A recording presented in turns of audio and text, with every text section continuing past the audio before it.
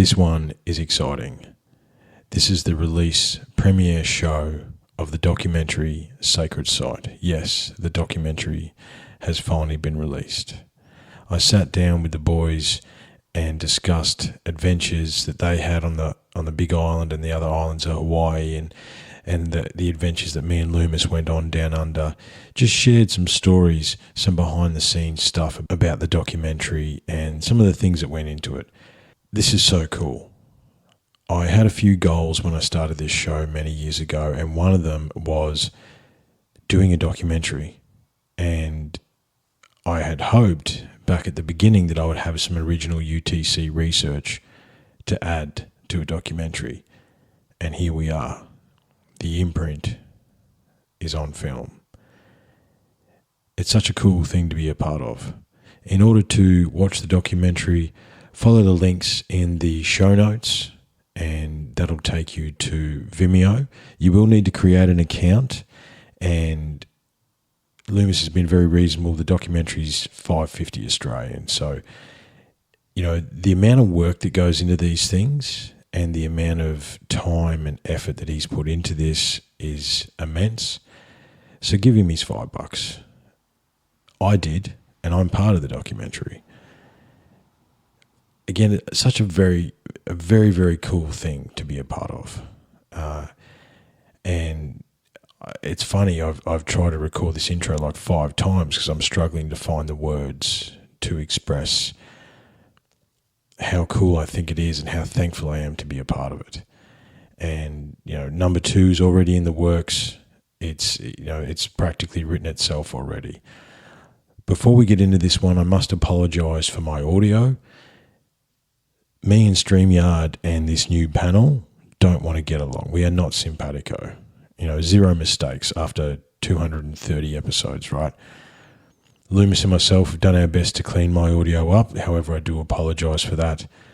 I will ensure that when we do the Australian premiere release show, which we're going to do a few days after I release this show, keep an eye out on the socials, Facebook, Instagram. I'll put everything out there. I'll make sure that it works. However, we didn't even realise until the end that I wasn't actually talking into the microphone. One of the boys said it was a bit echoey.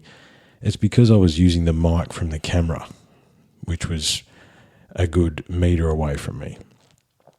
There is some visual stuff to this. I will share the link to the video podcast, which is on Luemas' channel, and I'll get the video off him at some point as well. Got a couple other cool things to add to this one. As usual, all UTC3 podcasts are brought to you by getzen.com.au. I'm working out a promo code for that, and I'll let you guys know about that in the near future. However, check out the Clear Protect Mother Earth sprays. Sleep is always a good one as well. They're excellent gifts, boys, for the missus or for yourself, right? These sprays were created for me originally. Again, I'm going to spend a bit of time talking about that in the near future. We're also brought to you by the Bearded Hippo Barbershop in Ipswich. Go and see Pat, tell him Unlocking the Code and Triffin sent you, and he'll make sure he looks after you. Got a cool thing to lead into this one. I haven't been doing songs of late. I've just been doing the stitches. However, Bo, son of Ben, has sent me some dig. Those that listened to the Refinery Farewell, Bo played us out with some didgeridoo, and it was amazing. And look, I probably will snip and cut this up and turn it into little joiners. However, I think this time, and considering this is the release of the documentary Sacred Site, we're going to let Bo play you in. So enjoy this one. Again, I apologise for my audio. I will endeavour to make sure it doesn't happen again. Sacred Site is now out. Please take care, look after yourselves, and we'll talk soon. Cheers.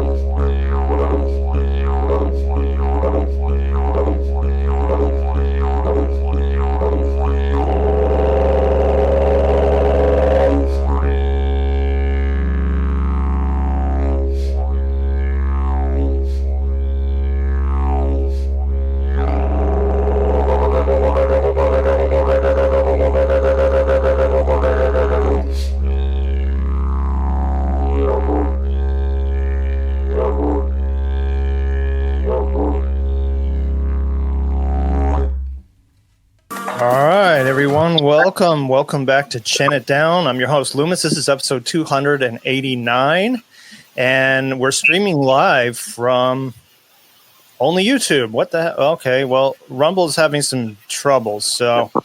Rumble is having trouble. Yeah, well, it is what it is, but we can take callers later, and anyone can chat. Welcome, everyone, to the release of Sacred Site, the documentary. Finally, we're here. I've been talking about this thing for a long time on this show, and now you have it. And after this show is over, go to sacredsite.info, go to the link, and watch away.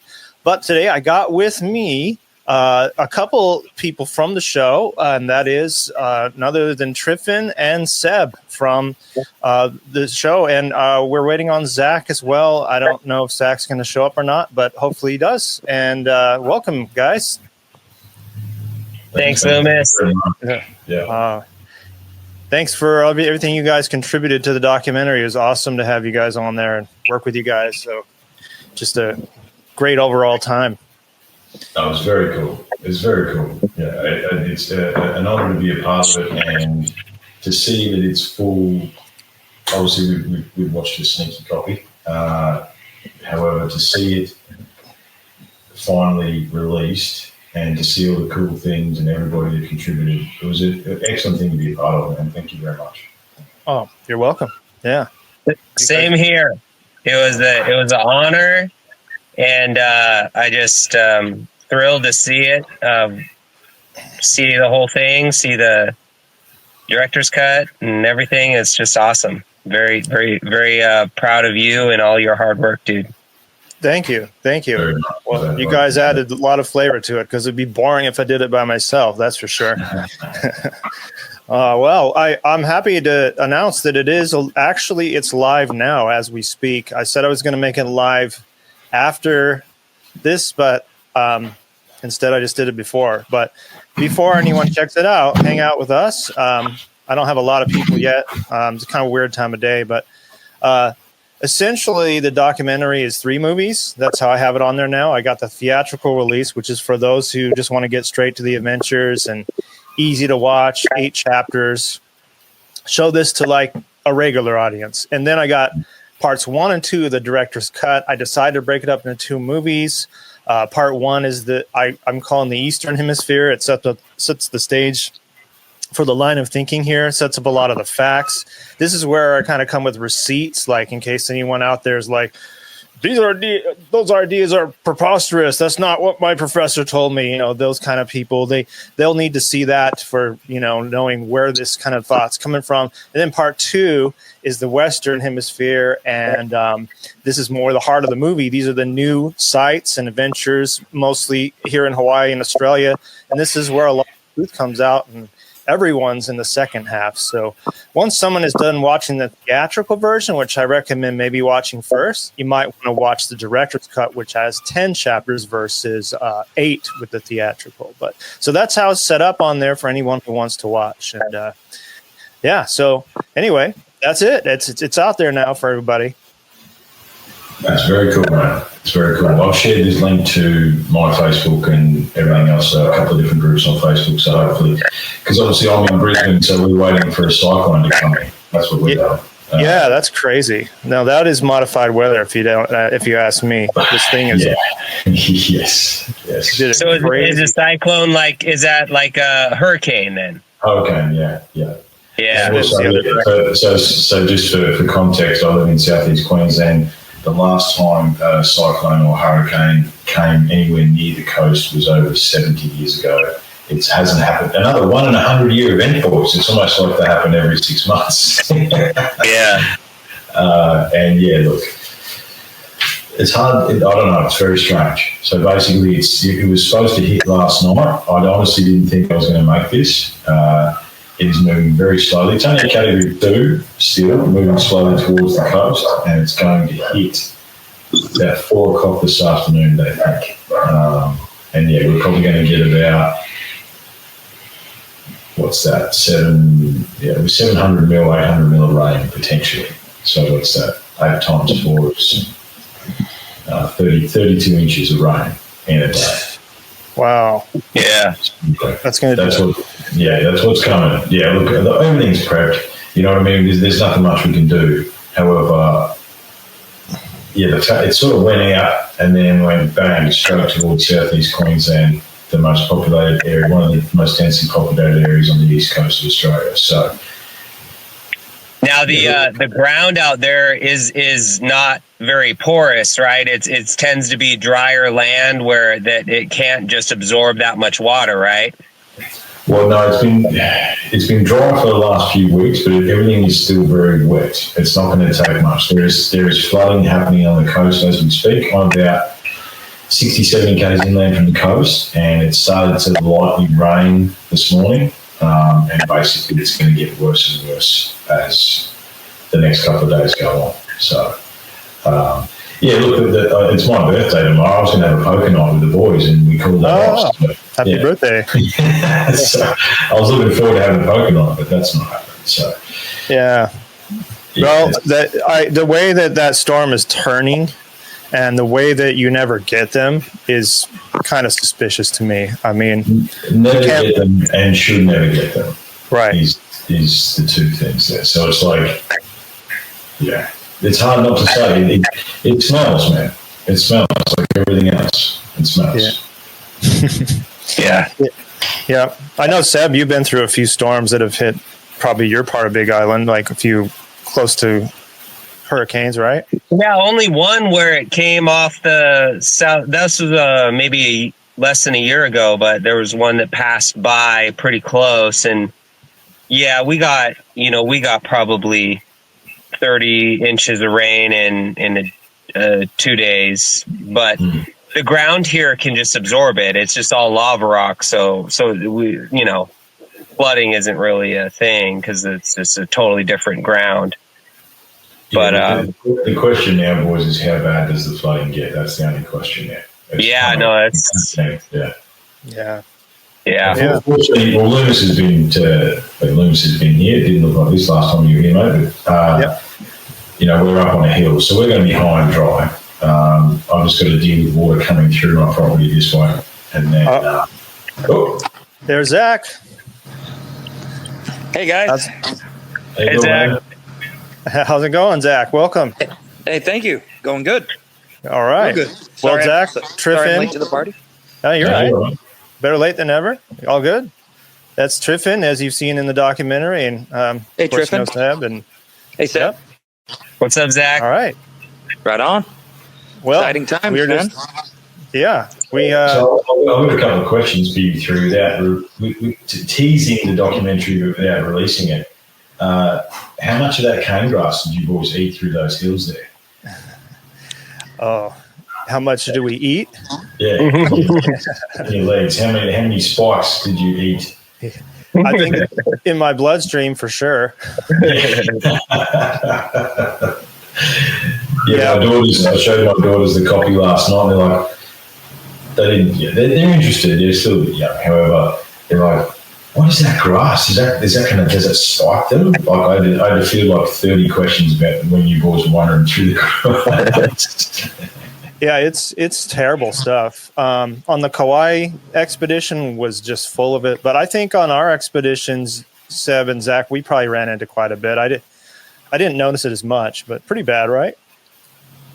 Yeah. Stuff's tall, man. You just kind of get lost in it almost. Yeah, that's what I was trying to explain to them, that grass was overhead height when you guys were on your... Oh, yeah. Like, how do you actually get your bearings if it's that tall? Well, that's when you send out the drone. Send the drone out and get a bearing. Yeah. I mean, well, we didn't do that at that time, but the first thing I did by myself here on Oahu was really tall grass, and that's when I banged my knee pretty bad. I was bleeding a lot. I showed a brief clip of it there, but yeah, I still got a nasty scar. For that was some sharp lava rock. I could feel it like grind right through my skin. Oh, fuck. It hurt. But guys, I'm just excited to have you all here. I want to thank you all for coming and doing the documentary and all the expeditions. Without giving it away too much, I wanted to kind of, without giving too many spoilers away, kind of talk about some of our expeditions. I guess we could start talking about our Big Island adventures first. I mean, I did 3 expeditions with, 2 with Seb, or 1 with Seb, and then 2 with you guys, and that was quite a mission, and we had some crazy synchronicities. But I don't know if you guys want to talk about that one first. Yeah, well, that's kind of where my understanding of the Lost Pyramids of Hawaii were from that book that we had. And so this seemed like a good place to start. And I think it's cool how it led to all the other expeditions on 3 other islands, Oahu, Maui, and Kauai. Yeah. It's still a mystery of who built these structures the Big Island. I've got a question that you guys didn't do in the documentary. Where did the book come from? You guys just kept saying mystery book. The reason I wanted to say the reason why I called it a mysterious book rather than just gave the title, because I don't want other people going out searching for it, getting lost, possibly dying somewhere, Yeah, right. I mean, and so that's why I kept it a secret, not because I want to, but because I don't want people copying and going, oh, let's go try to find it. And then they get, kicked off private land at the very least, right. Blame us or, so it's mysterious. We'll keep it as a mysterious book, but was it an explorer's account or something like that, was it, that you found? Yeah, it was. G'day, James, as well. G'day, James. James has joined the chat. Yep. Hey, James. Welcome. Yeah. Chat away in the chat, guys. Only got one. Yeah, it's not really good time of day, but it'll fill up. I advertised it, but yeah. So you guys, though, we followed the instructions from this book, and we kind of just every time it was hard because it's looking for a needle in a haystack. But we got some pretty good clues, and I'm not even going to say we didn't find it. We just don't know. It's like we need more. We need LiDAR. We need things that can actually find out what we're looking at. We're looking at a lot of overgrowth, and there's a lot to huge overgrowth. Huge. I mean, huge overgrowth. If there's something there, and it was there a long, long time ago, then it could be buried, especially on the side of the mountain where the weather hits it the most, because the weather really comes in from one side. I guess the eastern side it blows in from, and so that side would have way more buildup on it of dirt from just hundreds of thousands of years of leaves falling and becoming soil. That could just become extremely, extremely thick. 50, 100 feet. Who knows how thick of soil. Whereas when you look on the other side of that potential pyramid, it's way steeper and has way less buildup. So, I mean, it's very hard to tell, but it's the whole thing's covered in trees, and it's hard to tell. Yeah, it was dangerous on that second expedition that Lou and I did. We started off early, and then we were deep in the jungle, and it was starting to rain, and we had to use our machetes to make a trail. I mean, we were going. I love that Emerson quote: "Don't go where the path leads. Go where there is no path, and leave a trail." And that's what we did. And on the way out, we temporarily lost sight of our trail, and that's why we're not really putting out all the information about the book we heard, because it is a dangerous expedition. And the auntie that we were talking to that kind of filled in some blanks for us, she said that there were people that had been rescued a week prior that were out there hiking, and they had to get rescued by helicopter, and so it was exciting, but it was also dangerous. And I just, you've got to be careful when you're an explorer, especially here on the Big Island, because it's so big, it's so untouched, and good thing we all did our research. We prepped as best as we could. We had Seb with his knowledge of, backpacking and being in the jungle, and we did the best we could. And we still kind of came up a little short on confirming if the pyramid here on the Big Island is in fact a pyramid, which is why we want LiDAR, which is why we need LiDAR. Yeah. And you'll need LiDAR. You need a LiDAR drone for sure. Yeah. Unfortunately, and as technology gets better, we'll get a better drone. None of our drones could carry a LiDAR, but eventually it'll happen. And so the mystery's still there. It is still there. And we had that day was pretty crazy. Now, I want to go back and talk a little bit about some of the synchronicities. So I don't think, Triffin, you know this story, but when I stayed over at Zach's and we got up really early in the morning, we saw a UFO in the sky going the exact direction where we're going. And it was, pretty impressive. But then that night, we saw probably like 15 UFOs, but we saw a particular one that we got on the video that was really bright. We all saw it, and it was just the exact same thing we saw that morning. And that was pretty interesting in itself. So it's like we were kind of guided along on this journey. Mm-hmm. And we also met, you and me, Zach, we met that auntie, which was another kind of magical little twist in the whole time, where she's like, oh yes, and that's actually, some people think that's a pyramid. But I mean, the UFOs that was quite the night. That sticks out of my memory the most out of that trip, was that night camping. Yeah, me too. I mean, I've seen UFOs so many times in my life, camping out in backcountry areas, going Sasquatching and seeing all kinds of stuff. But that was, I have to say, the biggest concentration of UFOs in a half hour. It all just came all at once. It was like about a half hour as we were sitting around our campfire. And I mean, the sky was just alive. There was just one every minute or two. It was just amazing. They seemed to be converging right over us too. Oh, they were just passing right over our heads. Yeah. Yep. So, boys, just to get a bit of context with these UFOs, because as I say, there's some in the documentary. Number one, I think we're all understanding the issues with digital zoom these days and trying to capture these things. That's one of the problems that I do see with a lot of the footage. But were they swirling around, or what were they doing?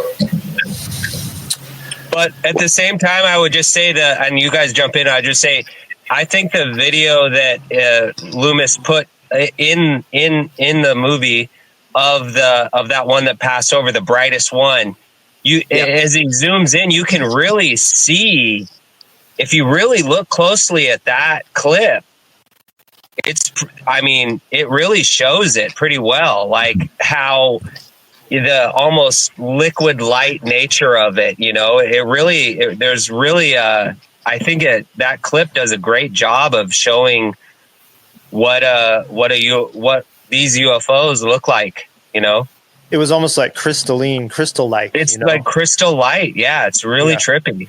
Yeah. So if we were going to say, because obviously we've seen a lot of footage, the orbs. So these were more like the orb types. This was an orb. This was the classic ball of light. Steady white light, which has all the colors in it. When I zoomed in on my cell phone, got in really close, you could see almost like a star where it's kind of looks liquid and moving, and you could see all the different colors. But what stood out about that is that it actually turned off its light when it got above us. It was the bright ball of light coming right at us. I mean, we were already looking up, and it almost knew. And right when it got above us, right before I stopped recording, which I shouldn't have done, I should have kept recording, but then it turned red and then turned off. Yeah, so and I had been in touch with a famous UFO researcher. Oh yeah, that day,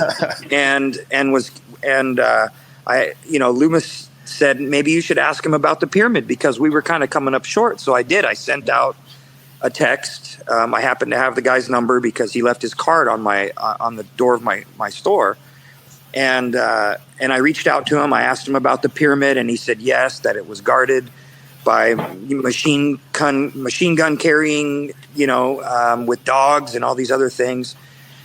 And that's another synchronicity, is that the second time we went in search of, I didn't reach out to this guy, but he texted us that morning, almost like he knew we were going, which to me stands out. Like, how could that have been? Like, any other day, it would have just been a random text, but this was like while we were continuing the adventure. And when I came back to the island, he happens to text. Yeah.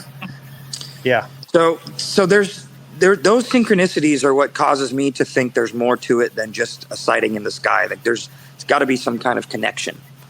And like you said, the first flyover that morning at 6:00 a.m. when we left was in the direction of the pyramid.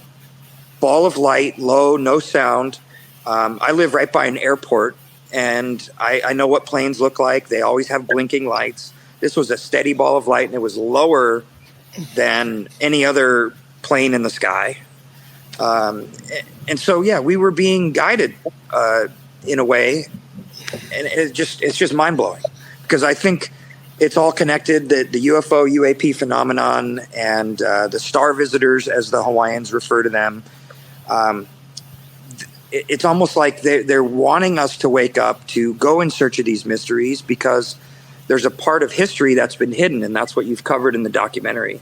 This cover-up, just like you did in Australia with the lines and the dating of this the material.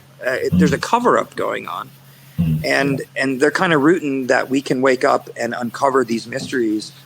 And that's what the documentary is all about, is about furthering that mission that all of us are playing a part in.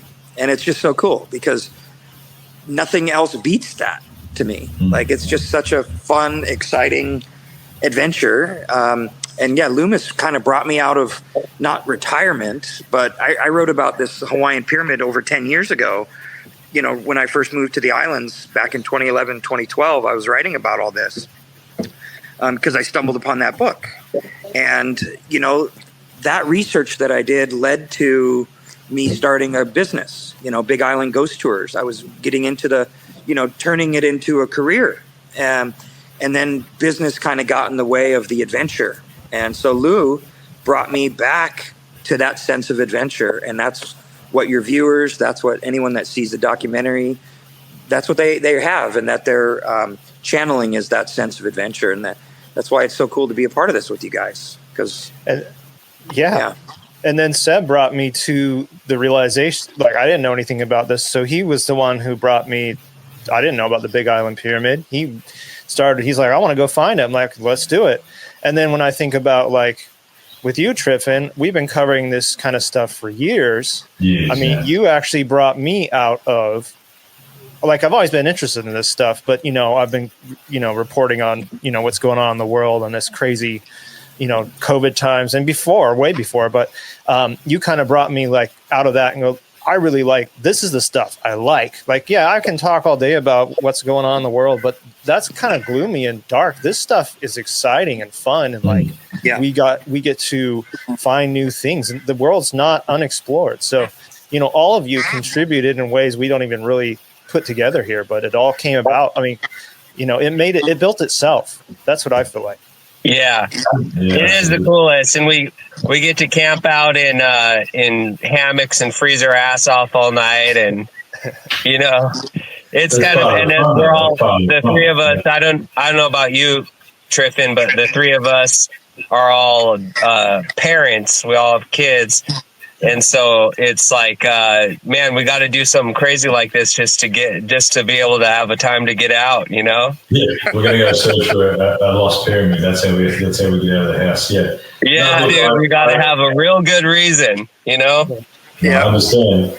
Look, I showed my youngest daughter didn't see my part in the documentary. She watched most of it, but she fell asleep just before it got to me. But my eldest stayed up and watched it, and for me, it was pretty cool to see the look on their faces. You know what I mean? Like, oh, wow, this is actually Daddy's. You know, I sort of said to him, I said, this is important to me, girls. This is my passion project. This is what I do for me. This is, you know what I mean? And this is what we're talking about. You know, we're talking about the adventure. And if you didn't have to freeze your ass off in a hammock overnight, then what are you doing? You know what I mean? Like, there must be adversity, and these secrets are hidden books. They are few and far between, and we've got to look. You know? Yep. Getting a little feedback there from something. Yeah, someone's reverberating there. I'm not who. Yeah. Oh, weird. All right, but yeah. So Triffin, we went on that adventure too. I did with you, and that was an all day. That was interesting when you took me to the. I guess the imprint. All right, we can talk about it. You know, Yeah. The imprint's right there, boys. There's the imprint of the imprint. Right there. Wow. Oh, you got it. Yeah, that's right there. Yeah. Yeah. So awesome. when you took me there, it kind of opened up my eyes to that something was cutting stone in Australia. And we found the wall at the church. Mm-hmm. And, you know, the Gympie Pyramid. That is amazing. That church wall where they've moved those stones. Yeah. I mean, that just looks like Incan. It looks like everything from around the world. It's amazing. And the strange thing is, boys, is that it echoes in the town, right? So obviously they moved that polygonal masonry wall to the church from wherever it came from. And look, the reality is we don't know. However, that style of stonework, if you start driving around, you know, we saw a few Luemas. Like you just drive up a street and there's a retaining wall that someone's tried to emulate polygonal masonry. So it's like in this random town in Queensland. It's not a big town. It's small. No, it's not. What the key here is, boys, is that it's a next gold mining town. Okay? There was gold in them there hills, right? Mm-hmm. So then that opens up the cultures as to who may have came here for that said gold, because the Indigenous Australians had no use for gold. They were more interested in crystal, which is another interesting story. However, yeah, it's fascinating. The wall is interesting, where it came from. The imprint is interesting. And look, I thought we went back to the imprint site.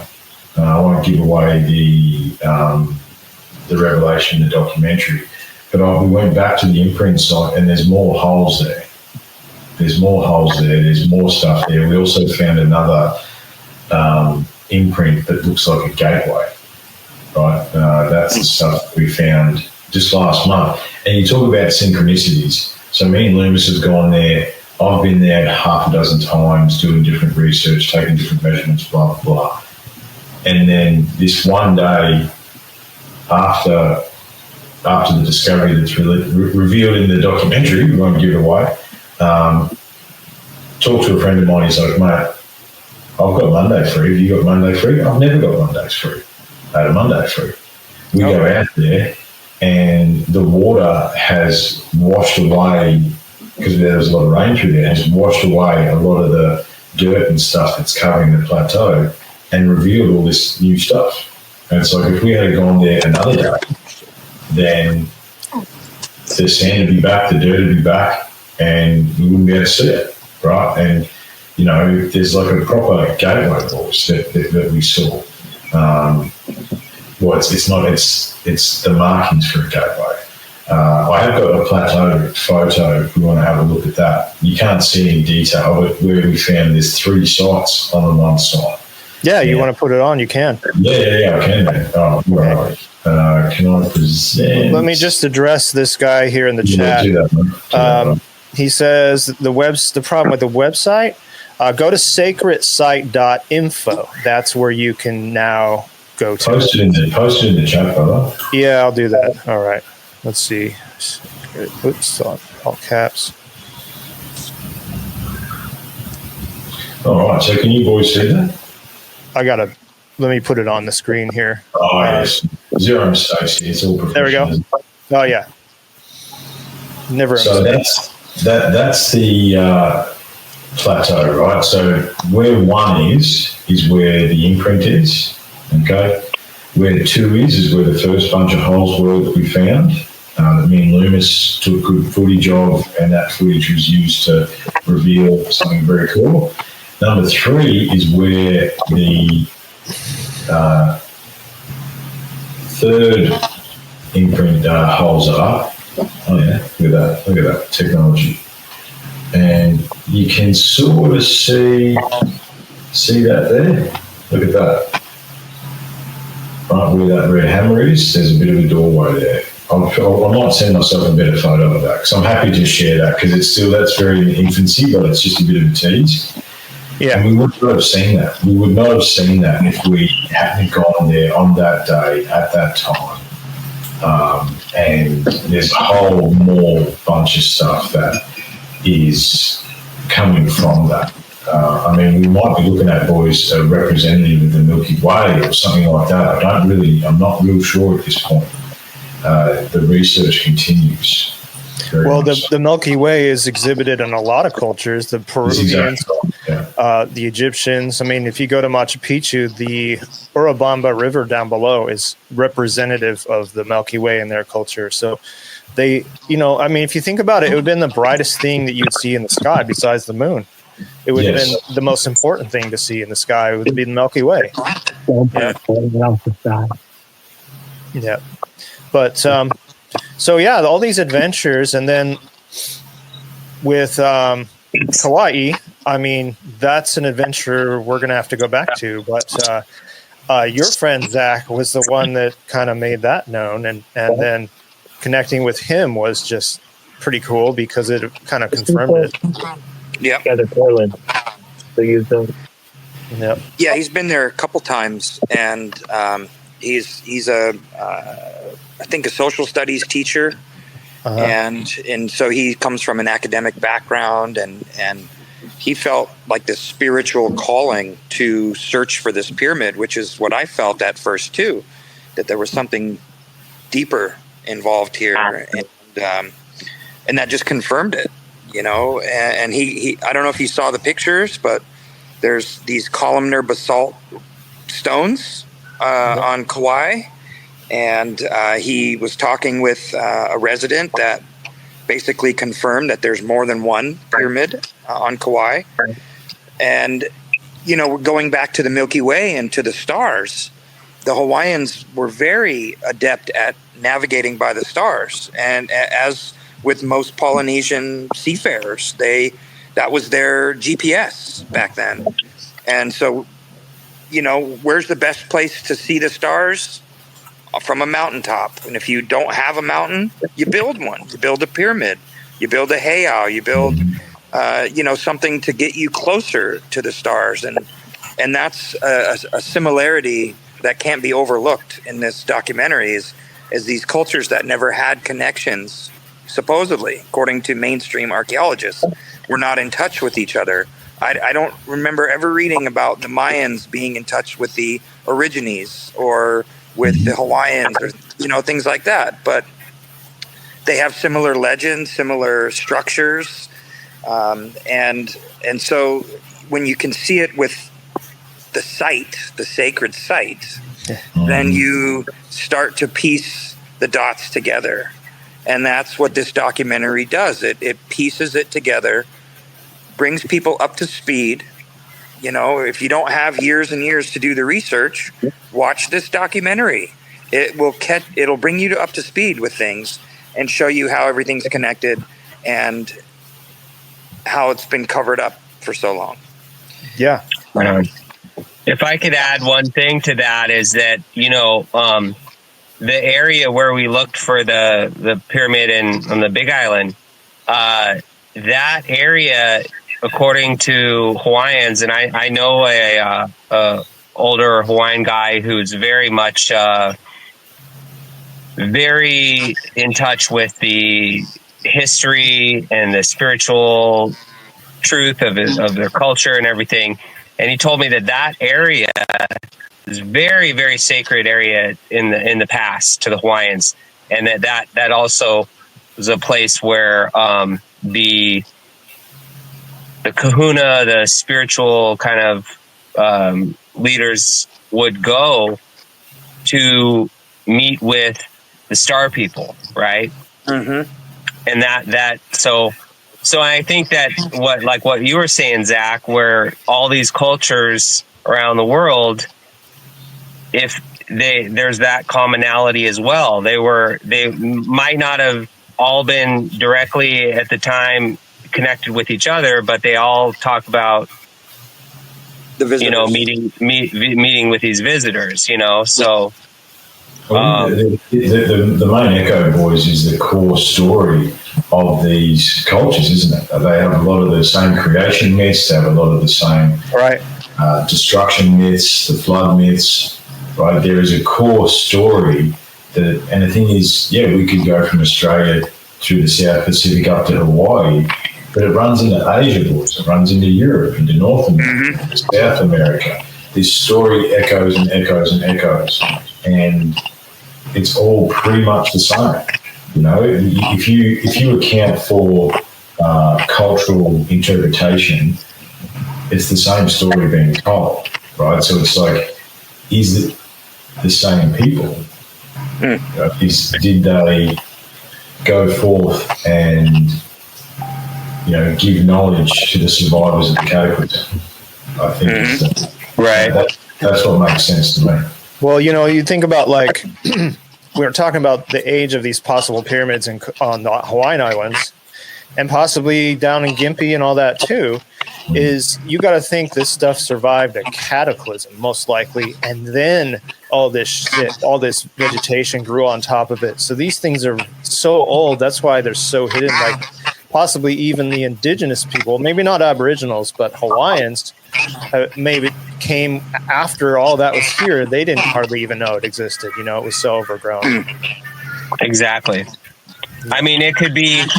I mean, realistically, understanding the BS of how these things are dated around the world, and understanding how the dates, the timelines we've been given, and you did a great job outlining that in the documentary.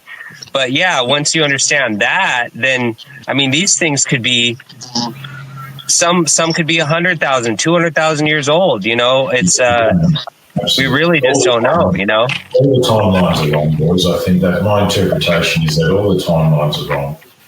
Because the timeline has been created to fit the narrative they want us to believe. Right. You know what I mean? That's the reality. I mean, if you look at it down here with the Australian Indigenous or the Aborigines, or if they like that term too, boys, that's a good one.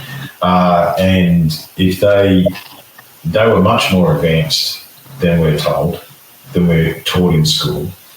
They had a much deeper understanding of many things. They had basic agriculture. They had stone cities, more like hubs, you would say, like a community hub. There'd be a main hall, and there'd be some hall, and there'd be grass and fields and wheat around it.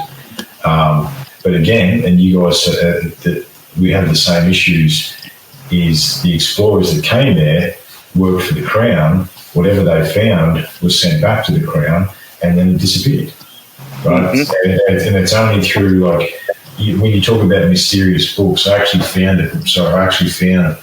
got this weird book guy that is down in Sydney. I'm going to try and ring him to find the book on the Gympie Pyramid Levels.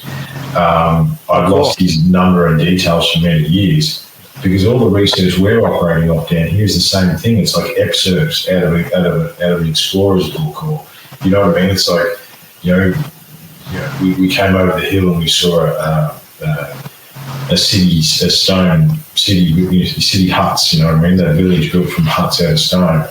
And the reality is, the English, by their own rules, they've actually said a culture had to be at a certain level before they could invade it and take it over. The Indigenous were far past that. But it goes deeper as well, boys. They talk about the Indigenous knowing the Masonic language, right? So Captain Cook and his brethren were not exactly, because I know Captain Cook came to Hawaii as well. He wasn't just some lowly sailor. He was a high-level Masonic person. And the Indigenous could speak. There's actually stories, boys, of Indigenous being able to speak English when the explorers came upon them. Yes. Oh, wow. And Dutch. There's also stories of red-haired, fair-skinned Indigenous found up north as well. Like, when you start digging into the myth and the lore and the story, it's much deeper. Yeah, it is.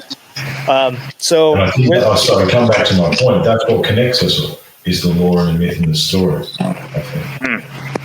Yeah, and this is like the lost part of the world that doesn't seem to have megaliths and older things, but that's where this documentary, I think, comes in, is highlighting areas that the world's not searching for as much, here in Australia and the South Pacific, and, and we'll continue to do that.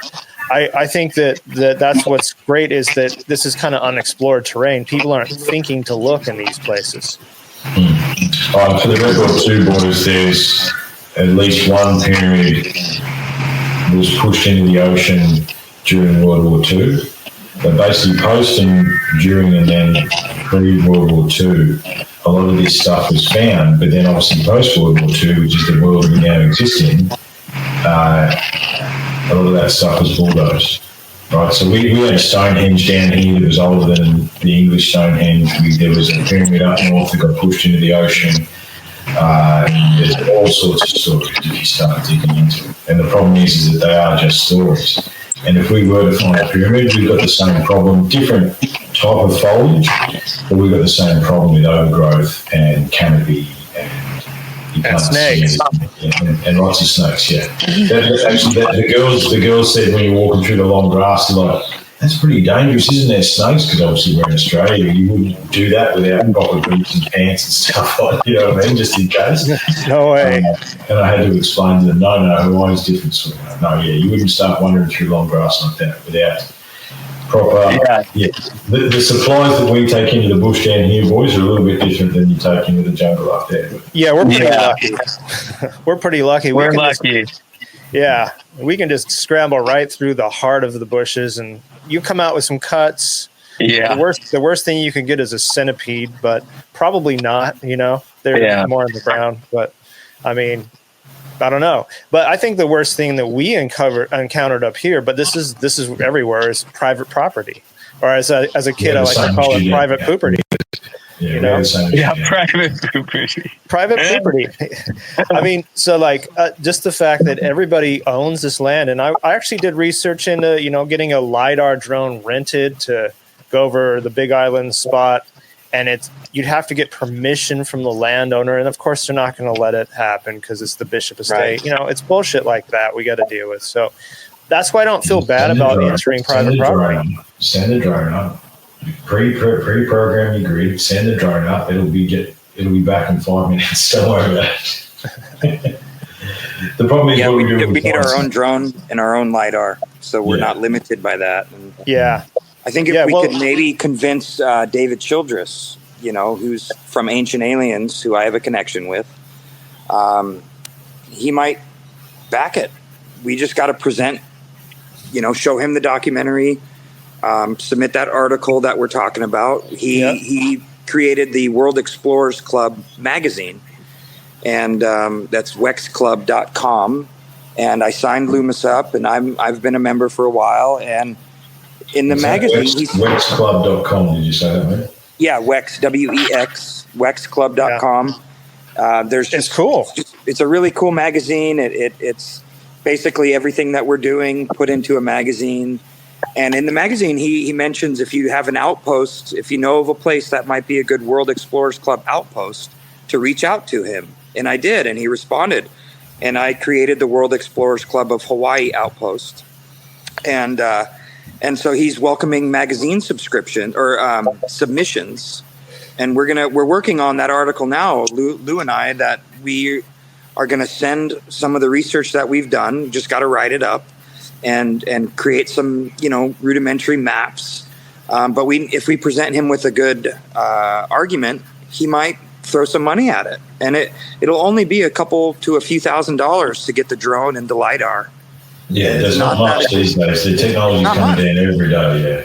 Yeah, I think exactly. one of the latest DJI drone.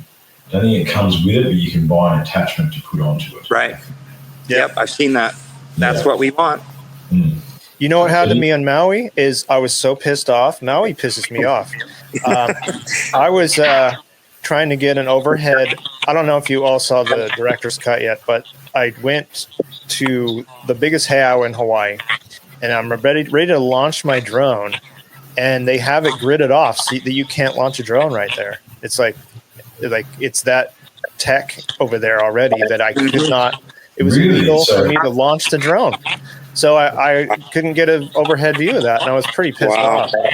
Why would that? And see, that's the stuff that gives me pause. Why? Right. Yeah, exactly. Why would they put an electric fence around? Because that's obviously that's GPS positioning. They're recognizing there's a drone in the area. You can't get above it. Why? Mm-hmm. What's the harm in doing that? You know what I mean? Like what? Yeah. Something doesn't make sense. It's the cover up. It's the cover up. And we got kicked off private property in our second adventure. That diverted us onto a mountaintop, but no regrets there because we saw those UFOs and everything, and had a great fire and a great night and everything. But that was cool. But just the fact that we did use our resources up faster because we had to climb up the side of a mountain, and we ran out of water. What about that cow? There's a random cow on top of a mountain. It ran by us in the middle of the night. It came so close, running by, and it left its hoof prints in the mud. I was like, what the heck is this cow thinking? The luckiest cow in the world that escaped the slaughter. Yeah. It's been on the run for the last however long. Yeah. Yeah. But this thing built itself. That's this whole documentary, because when I first had the idea, I'm going to make a documentary, I came back from my Egypt trip and got all this footage, and I was like, yeah, but what can I add that's new that someone hasn't already said in Egypt? It's not like I'm an expert on Egypt, and it's not like I went anywhere that I shouldn't to find something new. So it just opened up, and you three helped open up this thing for everyone, and the documentary opened up by itself. I mean, like when I was over with you, Seb, on Big Island the first trip, I was like looking online like, God, there's got to be someone that knows about this shit. I mean, it's got to be somewhere. And then I found Zach's website. Never thought I would actually have Zach, and we would actually meet you, and who knows? And then this came about. So just this thing really unfolded really cool. I couldn't say that I'm responsible for it, Yeah. Happened organically. It was meant to. Yeah. Yeah. Yeah, I mean, the imprint stuff, I've been looking for somewhere to publish that as well. So that's why when you said Wex.com, I'm going to get involved with that as well, because that imprint, I think that'd be a great idea. And mention me too. Mention Zach Royer. If you send an email, say, hey, I've been talking with Zach, or I'm podcast with Zach and Luemas, and address it to David Childress. He's the co-star of Ancient Aliens, and he's actually been here to the Big Island for one of the episodes. He's been down here as well to the Gospel Glyphs. I mean, that was... Yep, exactly. Yep. Yeah. And so he knows. Although they kind of like thought that one thing's tripping that looks like a UFO, but it's really a boat with oars, right? Yeah, it's an upside down boat. It's not. Yeah. The Gospel Glyphs have been misinterpreted multiple times, and they're misunderstood. Actually, with this documentary, I've been holding back all my Gospel Glyph research for the documentary. So there's a whole heap of stuff that's coming out on my channel in the next few months, which is all the podcasts. Because I went down to the Gospel Glyphs at solstice time last year. There is some interesting alignments, or there may have been interesting alignments in the past. And yeah, that was a very cool trip as well. Went down there with John and Benny, and John helped us out with the matching the discovery that's in the documentary that it matched up with. And this stuff is fascinating, and it's not. I think UTC Unlocking the Code. We're looking at it from a different perspective as far as other alternative researchers here in Australia, looking at it in a more matter of fact way. Like, look, I want it to be all ancient aliens as well, boys. Right? There's nothing more. I definitely believe.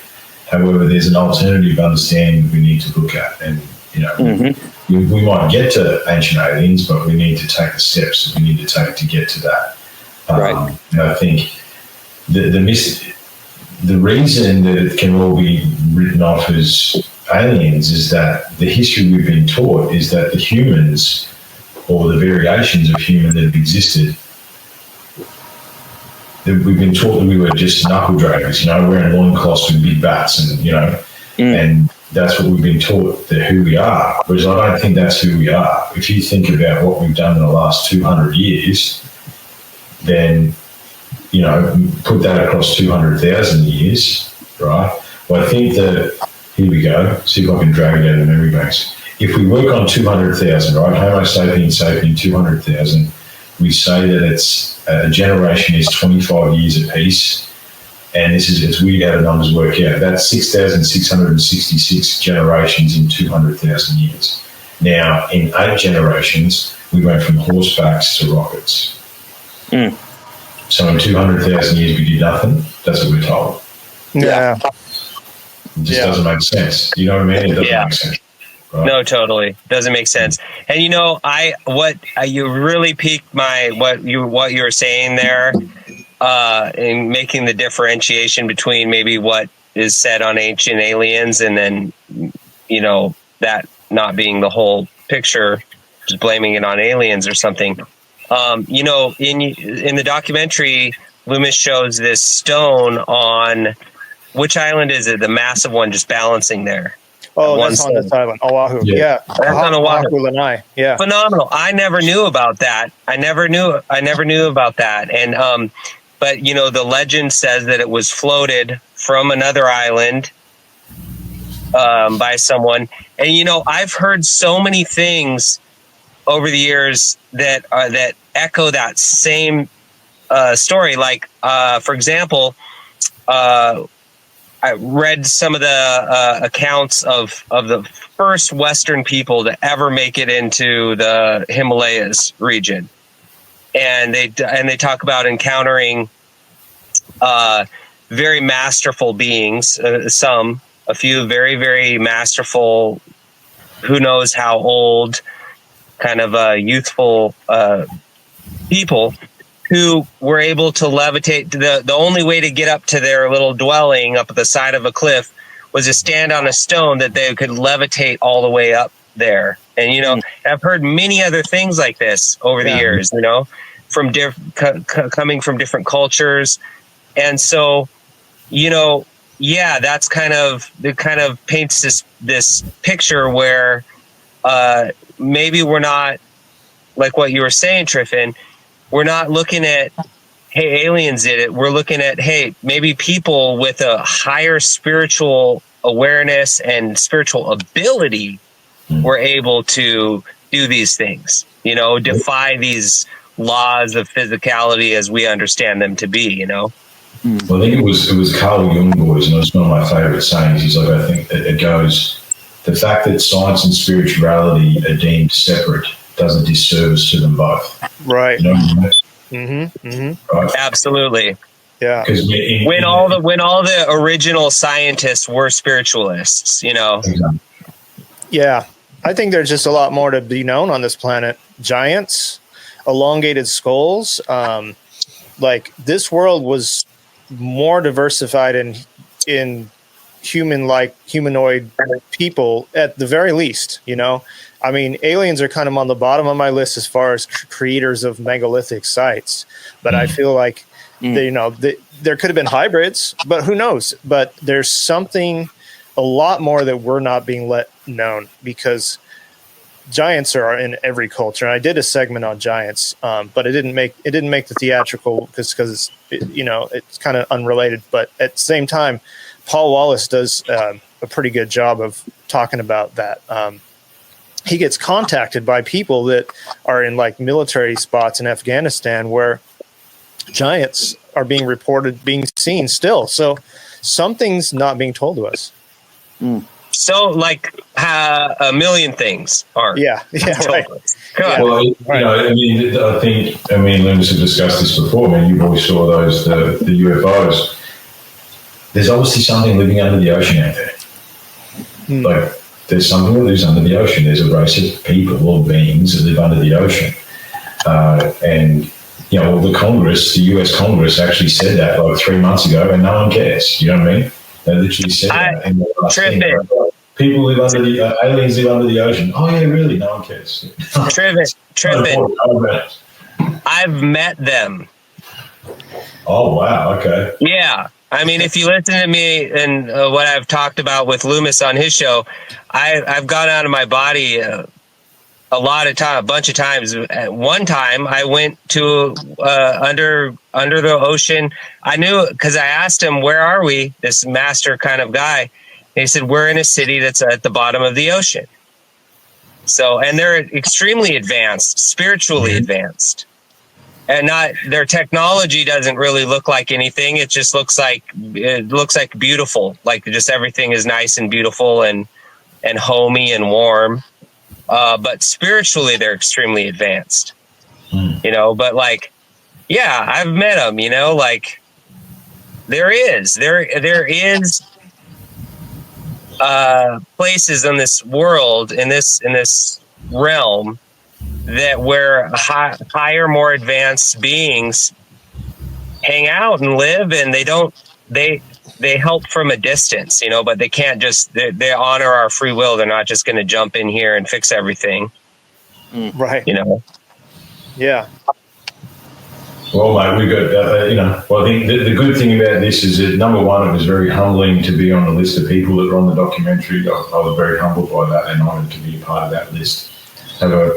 Now we need to have a chat. I need to talk to Seb, or talk to Zach. You know what I mean? Like there's more conversations that are going to come out of this collaboration together as well. And more exploration. I mean, yes, there's a lot more that can be done here. Like, I wanted to ask you, Luemas, to dive into talking about how you you show the magnetic anomalies by putting your compass down.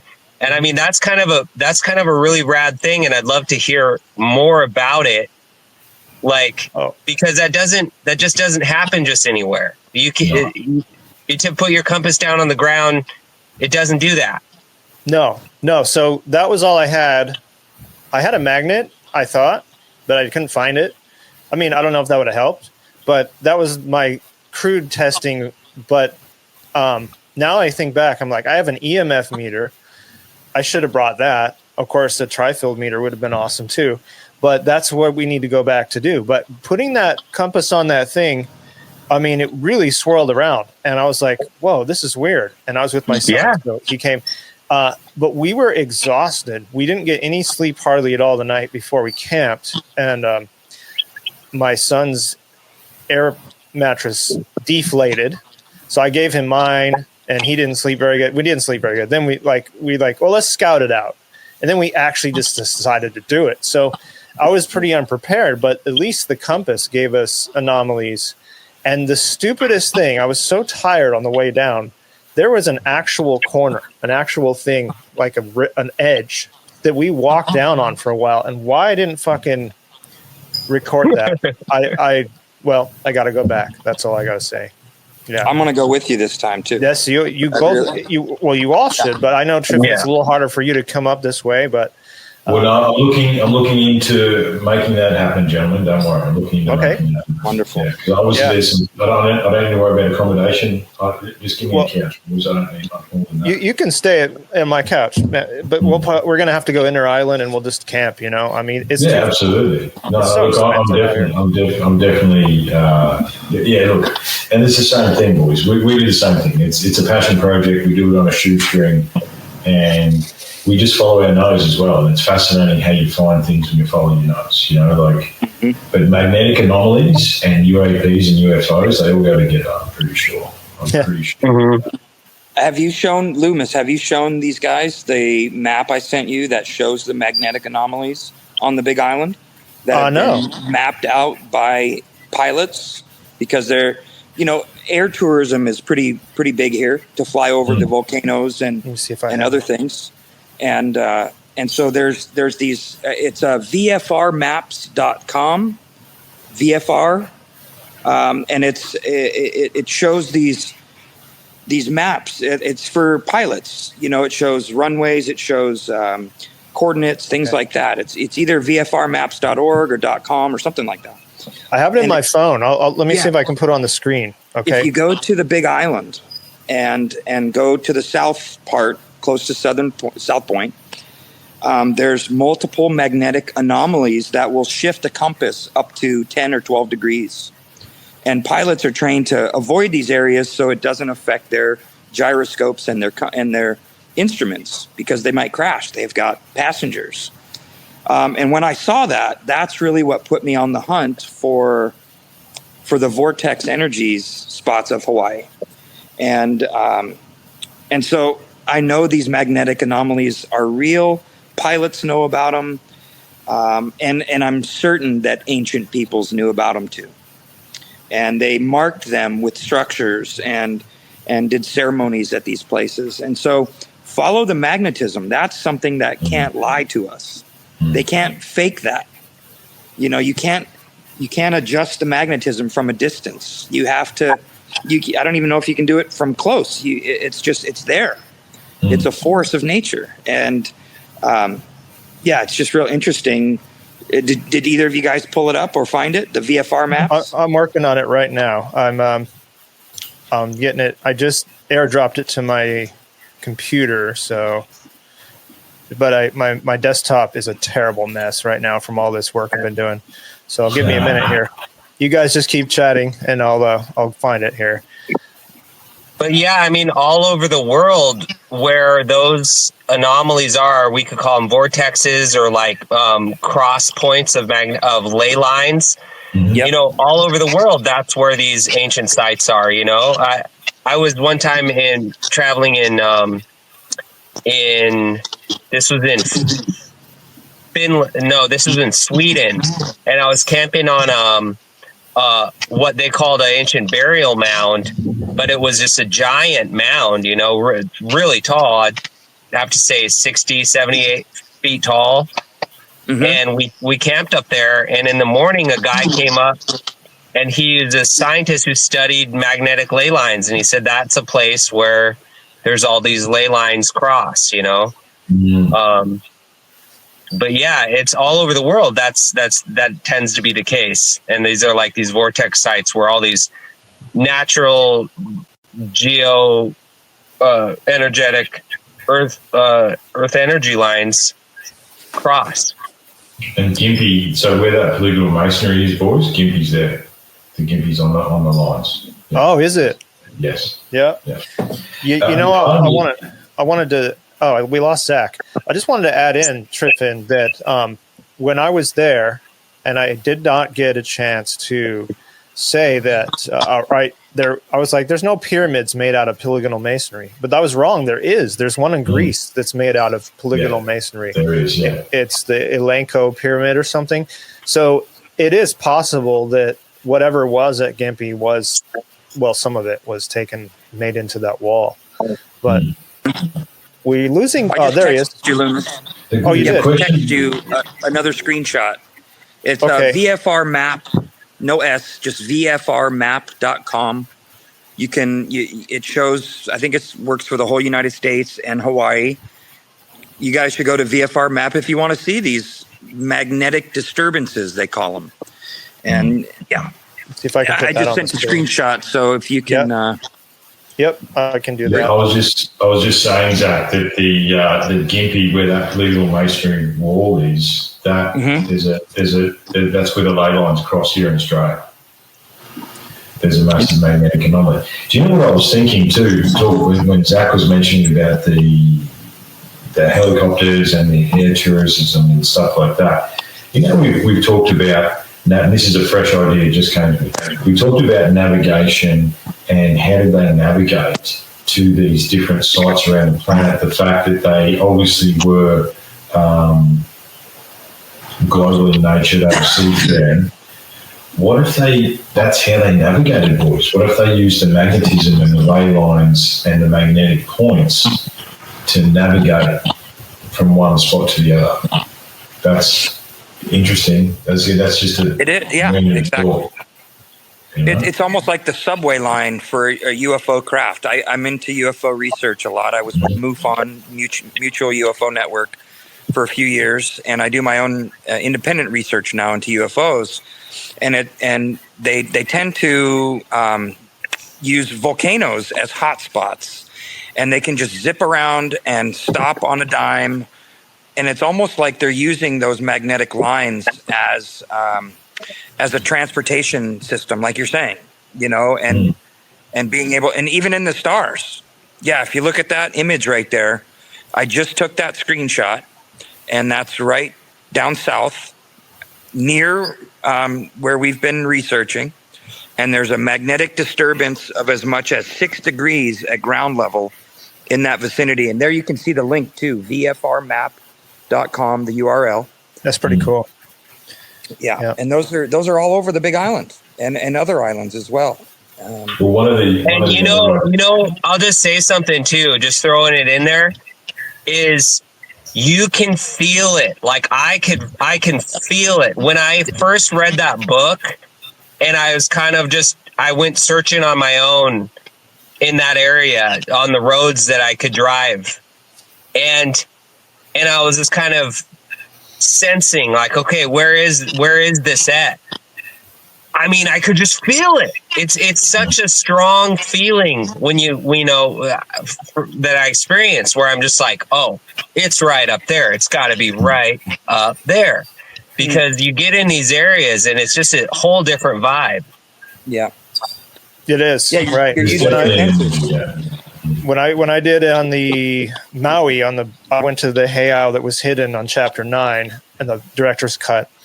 My friend took me up there. It's a totally hidden heiau. I had a really interesting feeling. Like it was different. It was like almost like my third eye was really clear feeling. But I don't know. It was an interesting feeling. But it's like, yeah, they put that there for a reason. Like the Hawaiians knew they needed to put that there. It wasn't just like, oh, let's put on the random hill. There was something spiritual about that spot, and I think they're energy points, but they're also markers as well. And I think if we look at a lot of the sacred sites, the sacred grid sites, I did an episode on that. That was a few years ago now.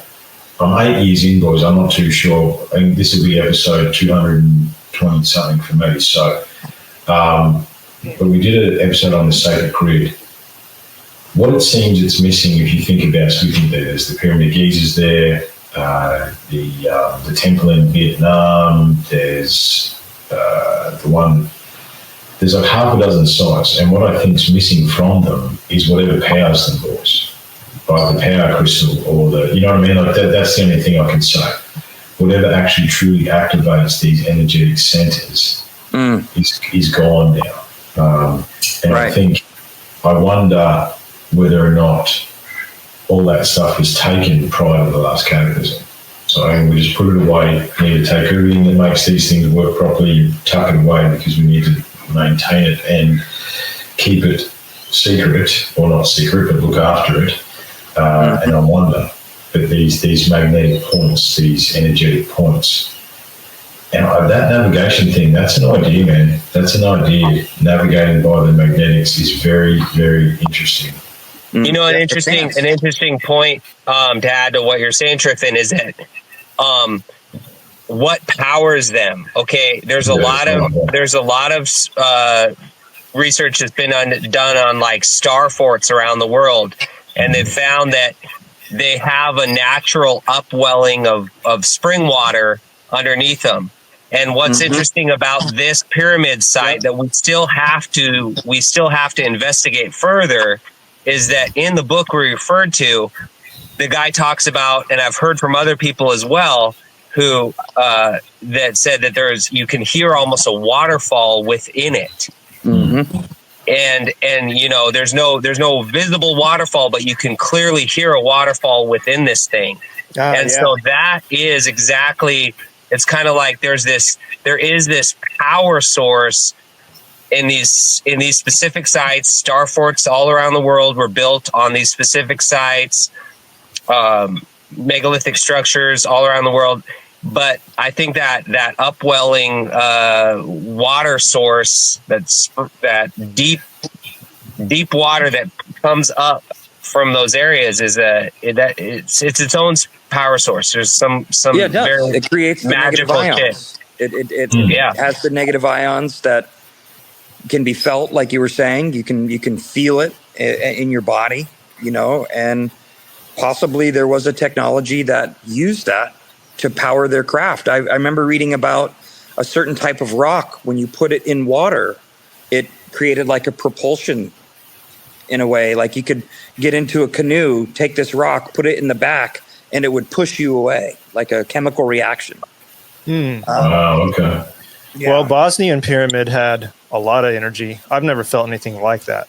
And people go there for healing, and like, you know, there is something in there, or it's just on a spot, one of the two. I don't know, but there's definitely something there. And it's even kind of crazy to me that some of the bigger people in the, I don't know, whatever you call megalithic community, some of them don't even believe in it, but it's an energy site, you know, as for sure, whatever it is, you know. Did you ever see, I remember like 15 years ago watching, maybe 12, 13 years ago, watching a documentary on the Bosnian pyramid, and it was focused around the main guy who was really unearthing it back then. Yeah. But man, in that documentary, he had so much, there was so much kind of above view perspective of the whole area, and how they all look like pyramids. There's like 7 of them, and they just really freaking look like pyramids from above. They do. Yeah. It's a complex thing. I interviewed Jock Doubleday back in the day on my show as well. He did a lot of the original camera work for old mate Hamir. What's his name? Samir Osmanic. Yeah, he did a lot of the original camera work for Samir, and a lot of the original excavation.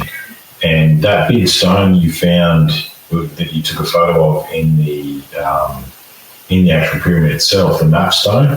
I've got a translation of that somewhere. I was trying to find it. That's the problem though, boys. When you start researching, I don't even know how many folders I've got. You know what I mean? There's books and gigabytes of data there. It's like Terrence McKinnon said, when you have a leaky jar, it's hard to know where to put it all. Yeah, that's right. Yeah, so I couldn't find the map stone because that was a few years ago. But there's definitely something there, and I think. Look, I wonder, we talk about the cataclysm, right? So obviously the Bosnian pyramid, potentially that's covered in dirt. You know, the pyramids you boys are looking at are covered in dirt. There's definitely a few.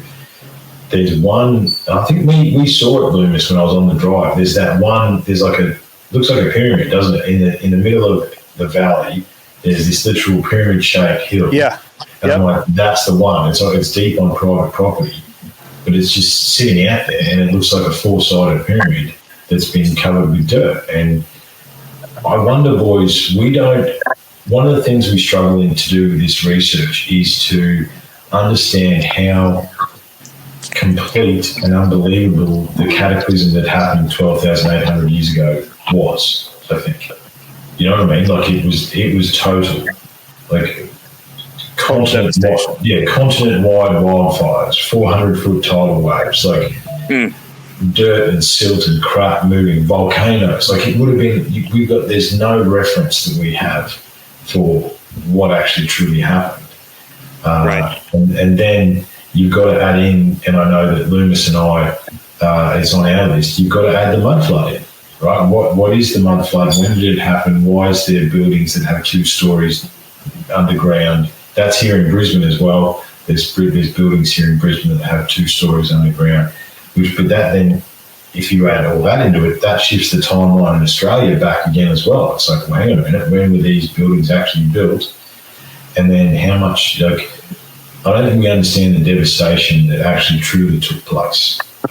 And Australia would have been the least affected, like as far as where we are in the continent and where we are. But we still had the 400-foot tidal wave.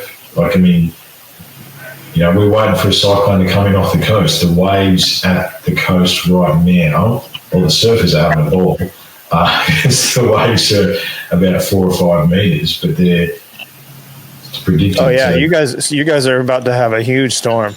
And you know it's going to peak at what 10, 15 meters. We're talking about a tidal wave that was the best part of 150 meters, right? Yeah, that was the cataclysm, right? There was 150 odd meter tidal wave that went around the planet, and then it settled, right? I think, you know, we need to understand as well, boys, as far as numbers are concerned, it's like 10,000 square kilometres, or 10 million square kilometres are now underwater that were not underwater prior to 13,000 years ago. And I think, you know, and the cover-up too, I don't know if you boys have heard the conversation that me and Luemas have had about this, but I'd like to throw this at you boys. So let me paint a picture for a second. So cataclysm's coming, right? That's the story. Cataclysm's coming.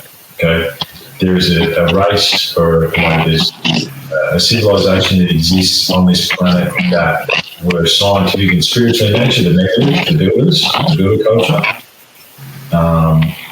Where's that feedback coming from? There's massive feedback coming from somewhere. I don't know. Is it over?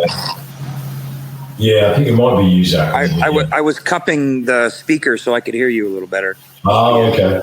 I can turn myself up a little bit. Yeah, you might be a little, turn up a little bit. And I'm just going to throw it out there. I put a call-in number on the screen. I got some people. You guys can chat in the chat, or if you want to call in, the number is 1-937-783-7259. So we can do callers if you guys want. But anyway. Yeah, how's that? Is that a bit better? Is that a bit better? Can you? Yeah, that's a little better. Yep. Yeah. Thank you. I don't know how long you guys have to. Just Zach, Seb, I know you guys took time off work, so if you got to go at any time, let me know. Yeah. Pretty soon. We got to drive to Hilo for a premiere of a show that our coworkers did over there. Okay. Yeah. All right. Just let me know when you guys, need to go, Seb, or whatever. And I want to mention too that we have a screening room here at my TV studio that I want to screen Sacred Site. So whenever you have an idea of date in mind, we can make that happen. I can do it. Yeah, that'd be cool. Yeah, soon enough. Yeah, that'll be fun. Yeah, happy to do it. So we talk about the cover-up, boys. Let me throw a theory at you. Or Seven, Zach. I know me and Luemas waxed lyrical about this. And so, okay, cataclysm's coming, right? That's the story. Build the ark, get on top of the hill. It's the story. That's the story. That's the story, right?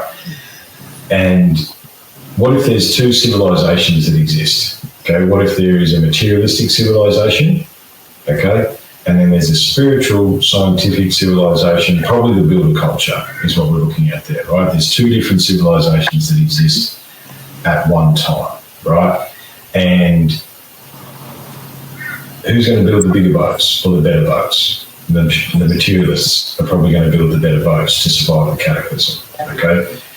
The spiritualists, maybe not, or maybe they need to use the boats to survive, okay? The dominant culture that survived the cataclysm was not the scientific spiritual culture that we're talking about. The dominant culture that survived the cataclysm was this materialistic culture that we now exist in under today. And over the past 12,000 years, this culture and the survivors of the cataclysm systematically tried to wipe out whatever evidence was left over of the previous civilization. I just wonder, like that came to me one night, whether or not I think it's got a little bit of legs to it. It explained a few things, because there does seem to be a systematic destruction of this previous understanding. I think that would be good material for part 2, is kind of picking up the story at that point, like really looking at the cataclysm that happened 12,800 years ago, because that's also one of the big mysteries. Pyramids are built to withstand these cataclysms. That's right. Polygonal masonry is built to withstand this stuff. Yeah. Yep, exactly. And the indigenous cultures all around the world that inherited these sites, I don't think they were capable to build them, which is kind of that inconsistency, the copper tools. And so that's also part of the mystery. There is a legend that Hawaii Islands, because we have a mountain here called Mauna Kea.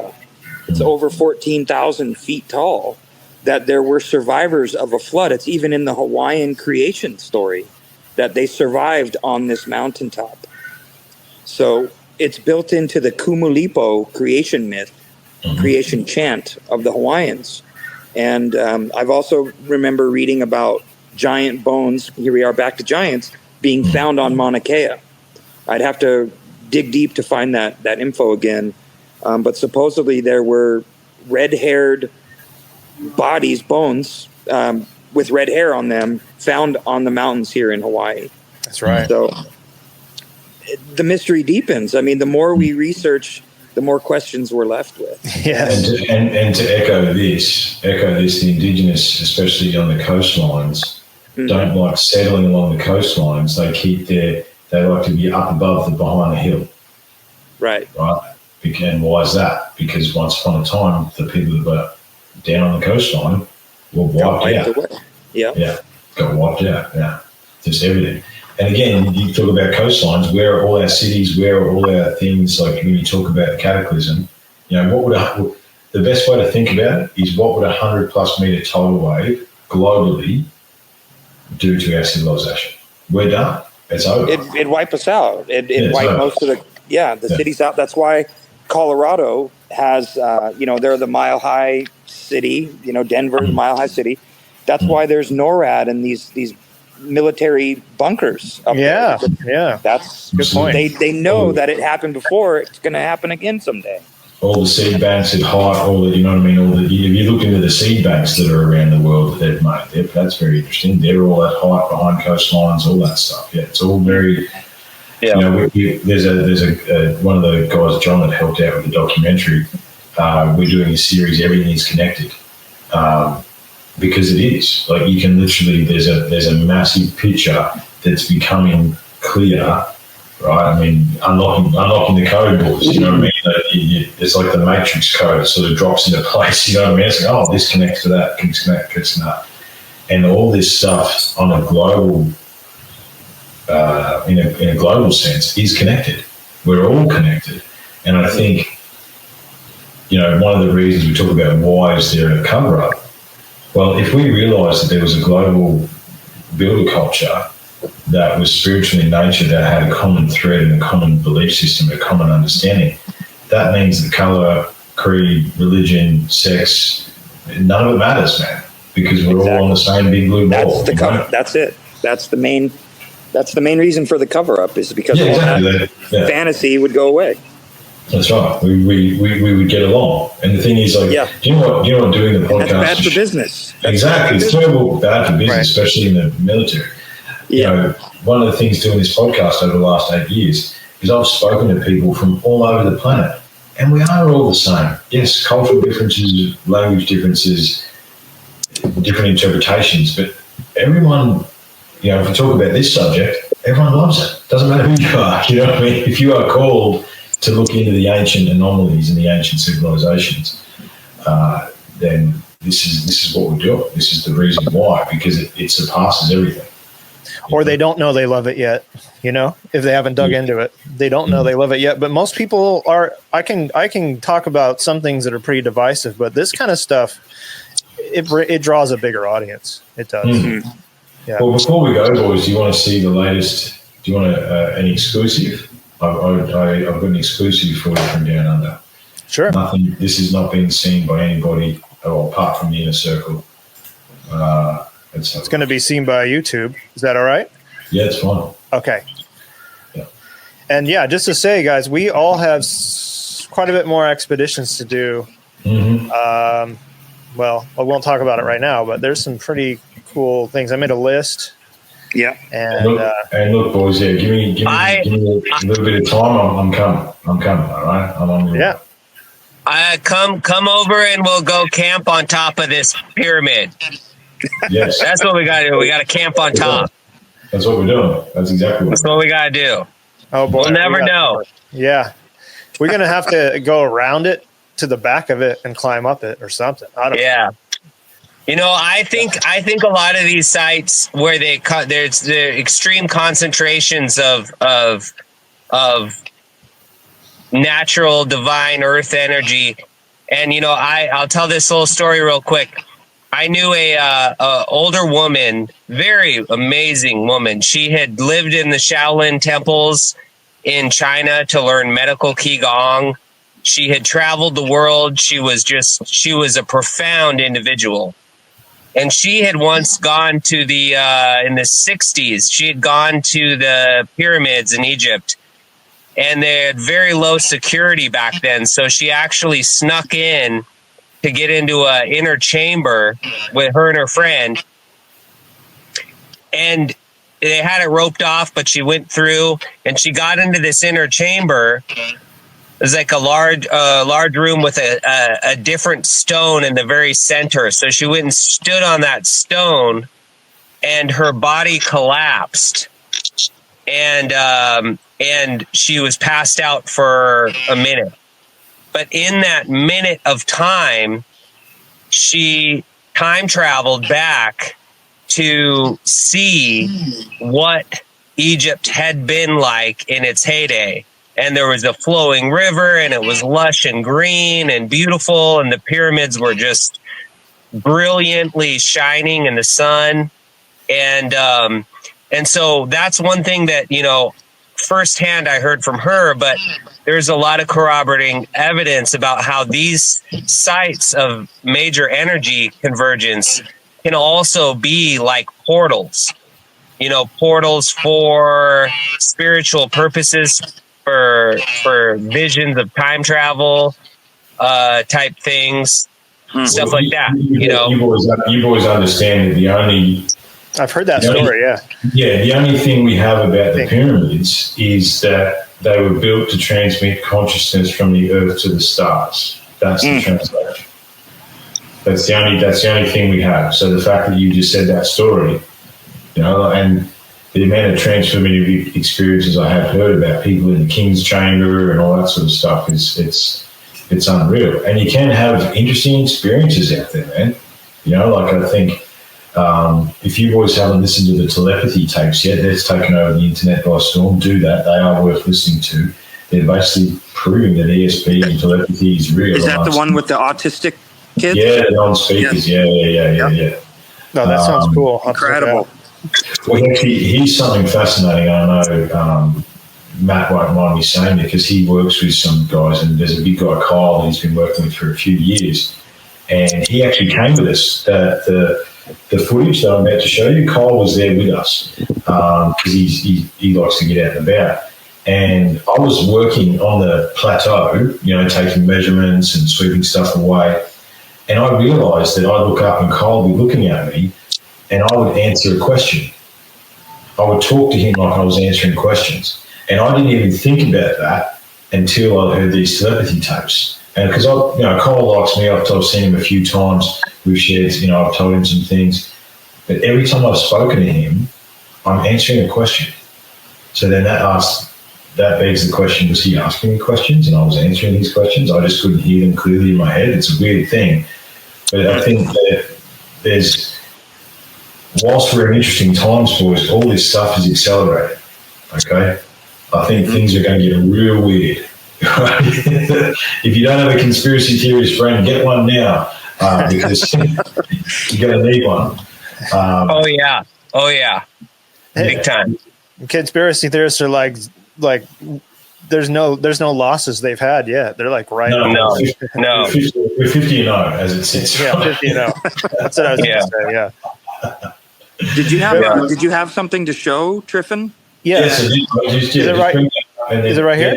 That's it. Yep. Right, so you can see here the classic doorway, right? And I think it's the pillars either side, okay? Right, you see the pillars either side, okay? And then it's been cut out at the top as well. Now, if you see, there's one of our little star holes there, right? So basically, and that is the universal symbol for gateway, right? The two pillars either side and the bar over the top. That's the universal sign on the global. So again, symbolism globally is interesting as well, right? That means gateway, doorway, whatever, you know. Now the reason it's so worn, and the reason we've never seen it before, is the water runs straight over it. So it's been very much worn away, and it was only this sort of angle of the dangle that we got right to even see it, and then we cleared it out.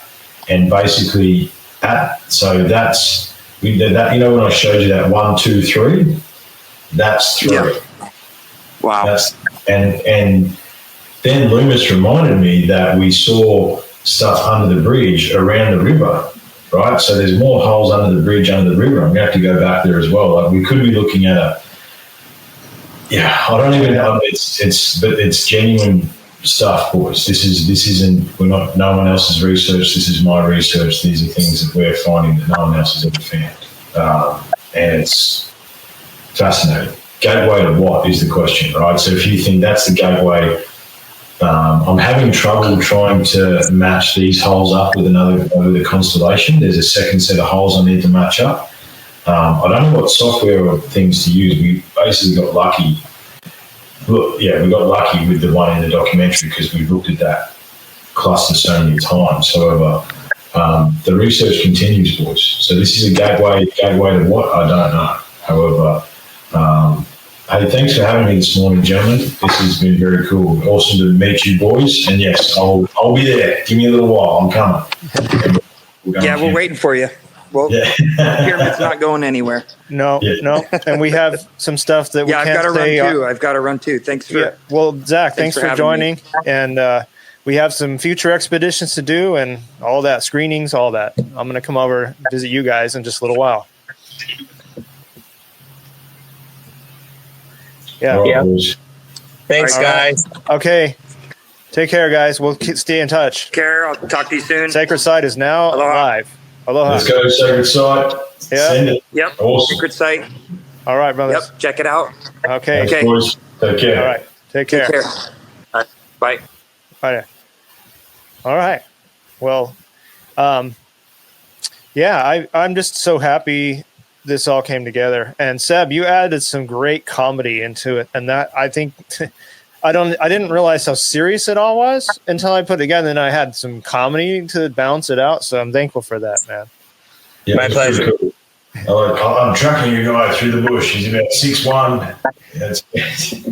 That's some eggs for breakfast. How do you know that? I've wanted through this before. My pleasure. Yeah. So, mate, do you want to send me whatever details, Sacred Site info, whatever they need to do to get the documentary? It's got a fair few people interested, so I can post it up on all my socials. Yeah. And then those links I sent you, if you want to share with people so they don't have to pay anything, it's not much they got to pay, but I mean, friends and family, and off air, I can give you a promo code so all you guys can share it differently than for free, but that sacredsite.info is where you're going to find the documentary. It's there, and it's all live now. So thanks for the few people that are listening. A few there, 3, not very good today. And for all those who listen to it later, in their daily routine, tune in on Spotify or different platforms. You guys just check this video out. You really gotta see the director's cut, the whole thing. It really is phenomenal. I was telling Luemas right before we recorded this, for me as someone who's long time conspiracy awareist, and you're a conspiracy analyst. Yeah. A seasoned one, very seasoned. Yes, we all are. We're all vets. Yeah. So, but as being me and who I am, I love this film. It's a breath of fresh air. It's like, and I want. you may watch it and go, hey, maybe they're not finding that much stuff. But you guys got to realize we're out here doing it. We got no funding other than ourselves. We got no agenda. We're not serving anyone. And we're also saying, Luemas is saying a lot more than you will ever hear in any other documentary on megalithic structures. He's saying way more that's very titillating to me and anyone else who is seasoned in this stuff. You know, it's satisfying. There's a lot to chew on, even though we're just scratching the surface of some sites, and we're getting out there and we're looking. It's fun, you know. Yep. It's a fun adventure, and hey, we're not out. We haven't proven yet that we've found anything. But join us for the journey, and there's definitely going to be more of this coming down the road. So, you know, just tune in watch the director's cut, the whole thing. You'll love it. And I'm out. Love you guys. All right, man. No, take care, brother. Thank you. We'll talk soon. Yeah. Thank you. Thanks for everything, Seb. And you know, it's good to just put truth in there too. Like, can I throw in Oleg Demigard talking about false flags? Yep, because it's all part of the picture. Like, we can't leave these things out. You know, we can't leave. Everything is connected. Yes. Yeah. It's all part of it.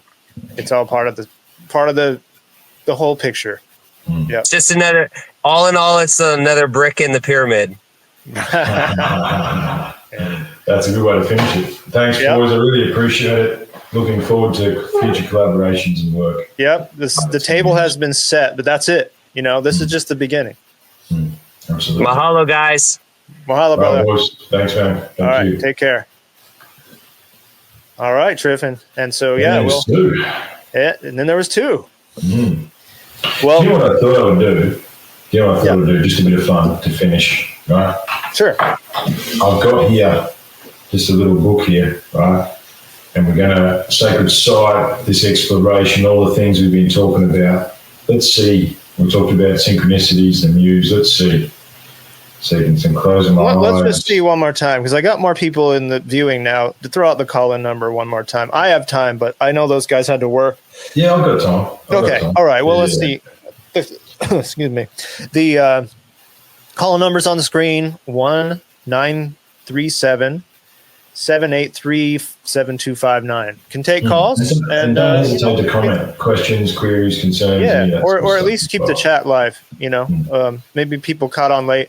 The issue I have with doing live streams in Hawaii is no one knows what the fuck Hawaii time is, because it's the second to last time zone in the world, and they're just like, wait, where is it? What time? And then they always come late. So anyway, go ahead, Triffin, and read away.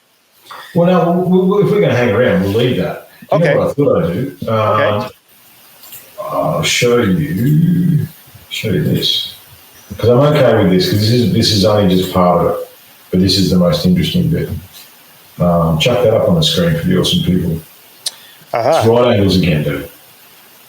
Right angles again. Oh, yeah. You can sort of see the doorway a bit better. So there's your one pillar. Okay.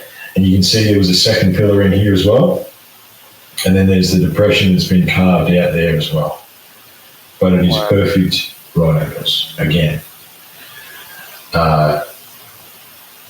And I imagine that would have been as deep as the imprint is once upon a time. So?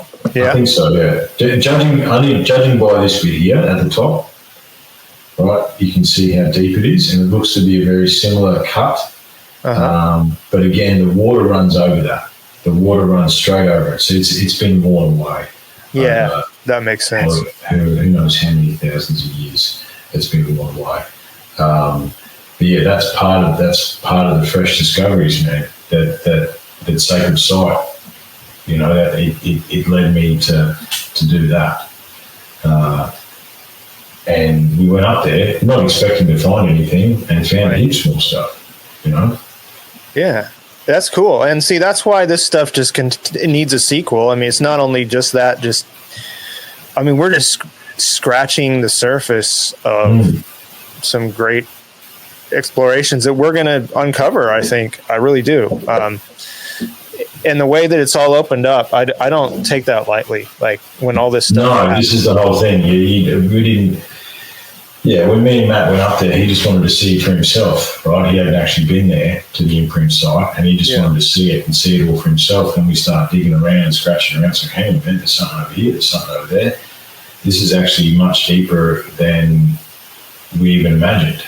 And no one knows about this stuff. This is not us interpreting other people's research. This is us doing our own research and our own discoveries. There is literally no papers, no article, no nothing written about any of this stuff, and no one has seen it before us. But the curious thing is, and you've been to the axe grinding site, it's right there. It's not like, and people go there the whole time. People that were there when we were there, weren't they? They're like, we had two lots of visitors. It's hidden. It's hidden in plain sight. It just took the sight to see the site. That's exactly. Yeah. So you got to look at it from a different perspective, man. That's all it is. That's all it is.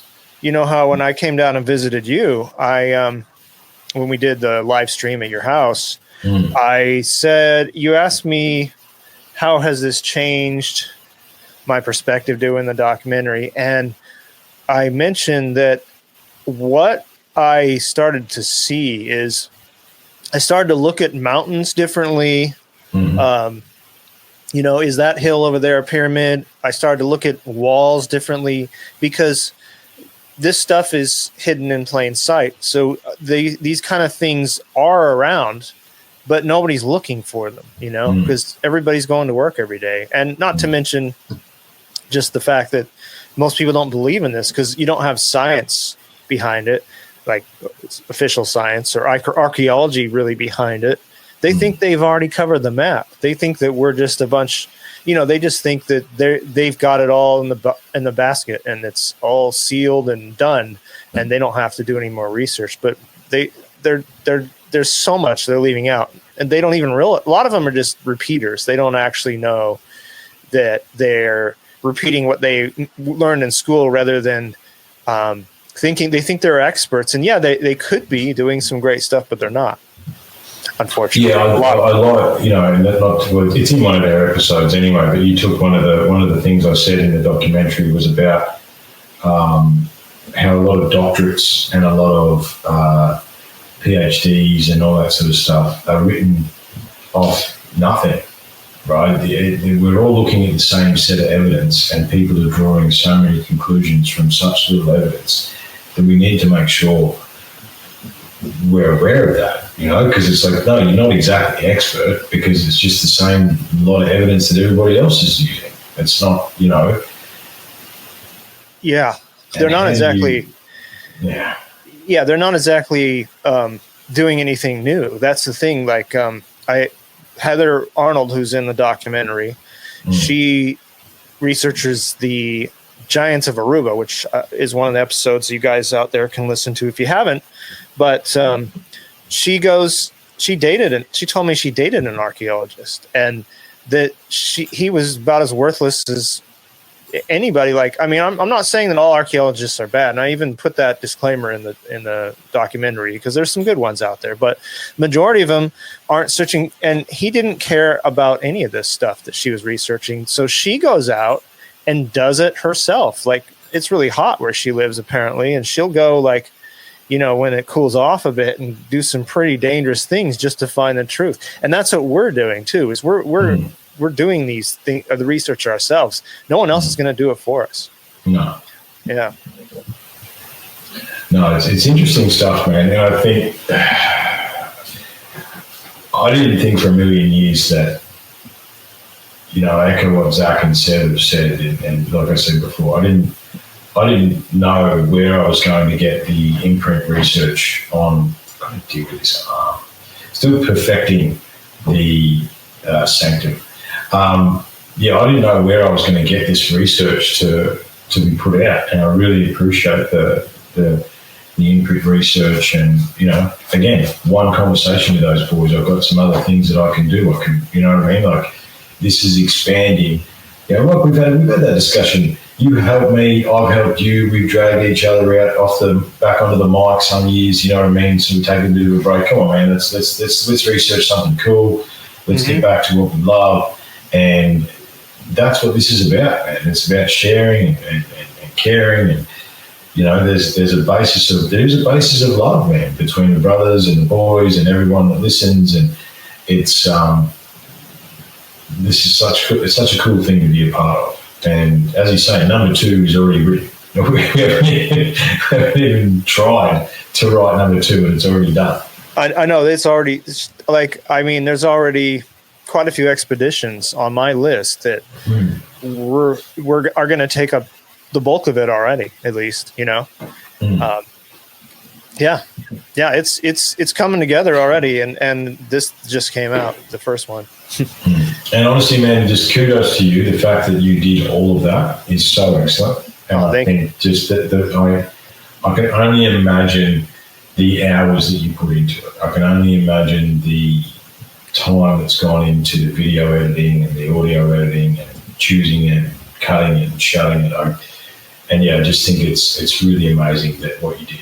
You know, it would have been a massive learning experience, and you're going to take that learning experience into the next one. And, you know, we're all going to. The thing is that you said, you know, once some more resources become available, I'm going to get one of those gimbal things that you've got. You know what I mean? Because I thought that was very cool how you did a lot of that footage on a little handheld gimbal. Oh yeah. You know, like there's a few little techie things that I know that I now need, which is going to help me set my game up, especially when I'm in the field and doing things and being able to capture things live a lot easier. And, you know, like there's so many things, man. And, you know, I'm looking forward to the roadside. I really enjoyed that. It's probably a bit of road noise, but I really enjoyed doing the roadside with you. We spoke a lot about this stuff as well. Don't forget that's coming out too. That's coming out. And so for those listening, not only with all of us that were on here, I have with you, Triffin, an on the road podcast. That's probably the next thing I'm going to release. And then while we were seeing those UFOs on the Big Island trip with Zach and Seb, we were doing a podcast outside. So these are things that are, you know, experiences that are from the documentary going to be to you listeners. So it'll be fun because you'll be able to piece it together after you've seen the documentary to listen to these things. Absolutely. No, it's very cool, man. It's very, very cool to be a part of. And I look forward to everything that comes with it. You know what I mean? And like I said, we'll get it up and around, and you know, get some sales done, and you know, I don't know. We'll see what we do with it to get it out to as many people as we can, because I think it's important that. Well, I put on the website that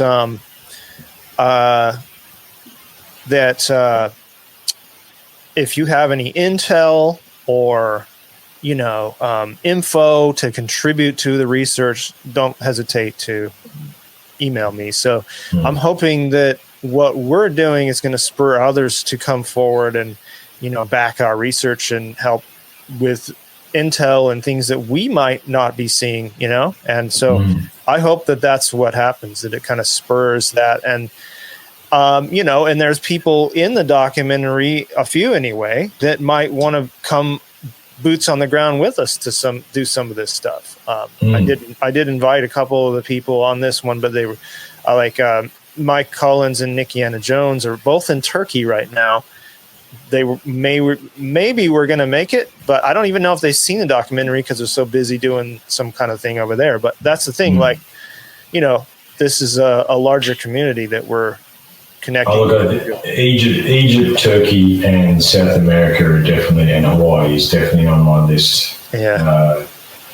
You know, I need to see Göbekli Tepe. I need to stand in front of the pyramid, and you know, I need to go to South America. And look, everything. Sure. I've got a fairly good. I think it's going to be cool, man. I think things are lining up. Things are working out. You know, for me personally, and I think all that stuff is going to continue to happen as we move forward. And I think opportunities are going to open themselves up as well. I think so. And when we get you up here, you know, I mean, It's expensive for the Aussie dollar, but at least accommodation you won't have to worry about, and we'll figure it out, man. Yeah, we'll figure it out, man. Yeah, you know what I mean. I'll come for a week and we'll figure it out and chip in, pitch in. I'm pretty easy, mate. You know what I mean. I'll fill my backpack up with all my gear that I need to bring, and we'll get after it, man. It's awesome, man. So we're gonna have to do a Swapcast soon. Get some ideas for the people. We've been doing those for a while. Get some more. Well, I think we owe the Sumerians Kings a deep dive. Yeah, I think that's got to be the next one, because you mentioned it in part of the documentary in the director's cut, and I think that's another window of research that needs to be looked at. Yeah, and I think it's going to help everything else come together as well. Yeah, because that goes to our origin story, or connects anyway. Definitely connects to the origin story. Definitely connects to the Everything's Connected series as well. Because it does. It definitely it's something, But again, it's the thing that no one else wants to talk about. It's one of those things, and because it is on that list. And that makes it onto our list, because it's like, if we don't explore it and give it our 10 cents and our little spin, I just think that's what just came to me, because I think that part of the research is going to open up other parts of the research, which is what always happens. Yeah, that's right. Yep. Things open up things that open up things. We already talked about it, but just the fact of how all us became involved in this, and I didn't go looking for it, I didn't. Yeah, you said, I'm going to do a documentary, and I said, cool, how much stuff do you want? You know what I mean? That's literally what it was. I've got research that's been sitting for a long time. Yeah. And you can't fit it all into one documentary, no way. No, that's right. I mean, we're not loaded with tons of, in both of our locations, tons of, crazy sites, but we're uncovering sites. And that's, again, the job that nobody else is doing. And so even like Seb said, there's not huge revelations in the documentary, but they're clues to revelations that could be much bigger. Oh, look, and again, the fact that we as independent researchers and explorers have found anything that's original needs to be applauded. Yeah. I think, me and the boys are like, we wanted to match up the other set of holes to another constellation quickly, and, we always wanted it to happen now. But it's like, hang on a minute. We found another imprint. We found another set of holes. We've already matched one set of holes. The imprint exists. It's like, calm down. You know what I mean? How much more do you need to find? You know what I mean? It's like you've literally found something that no one else has found in this, to do with this realm of research. I think we need to, and that, I don't want to give the documentary away, but the anomalies and the things that you found definitely warrant more investigation as to who, what, when, where, how, for sure. Man. Oh, absolutely. For sure. Yeah. No, it's great. I had fun doing it. I am more inspired to talk about this stuff than all the other stuff that I cover on Chant It Down. And the reason why is just simple. It's answering, it's going to some of the biggest questions on this planet. It's like, things are fucked up. Things are messed up, but why are they messed up? Okay. Those are symptoms of the fact that some things happen in our ancient past that we're not being told. So we're removed from our coordinates of what we're supposed to be knowing. No, totally. Absolutely.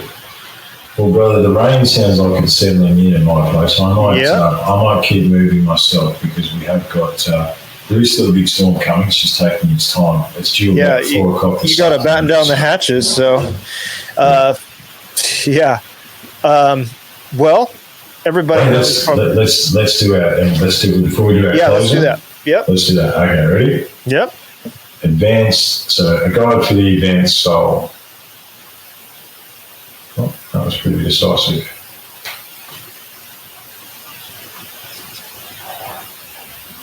Okay.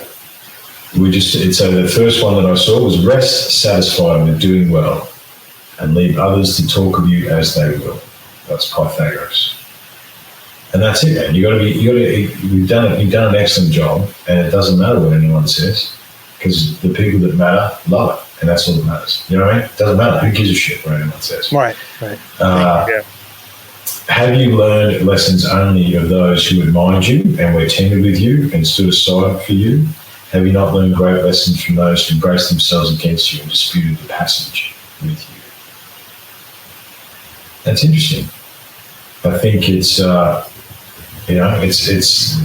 interpretation as far as, look, I think, you know what I take from that actually, because I just asked about our research and sacred site and all that sort of stuff.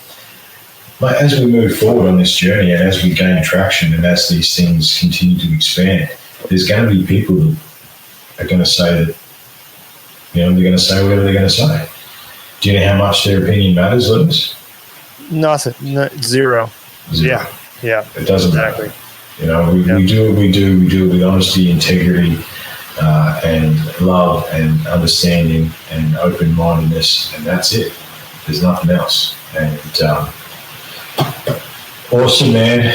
Really awesome. I'm a little bit lost for words. I don't know what else to say apart from just. I'm just glad that it all happened, and I thank you for coming on and experiencing the Sacred Site documentary launched with me. You're right on the top of the list of all the people there.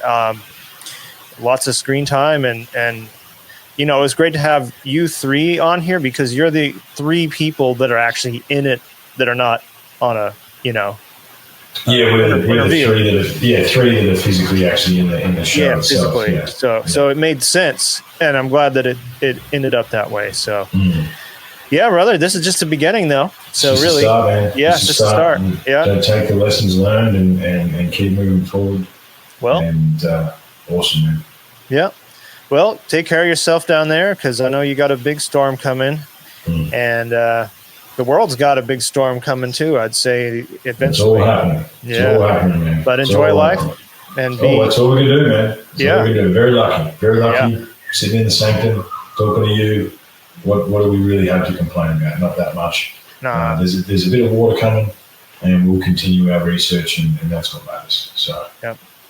Well, I think that's a good place to end it. Go watch Sacred Site, sacredsite.info. Sacredsite.info, yes. That's it. That's where you can go. And I hope it spreads like wildfire. Absolutely, brother. Talk soon, man. Okay, brother. Take care. Cheers.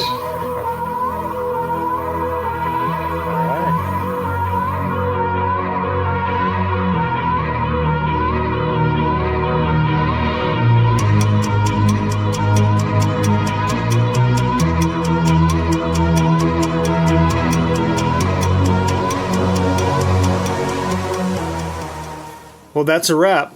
Sacred Site is officially out, and I hope you enjoyed that.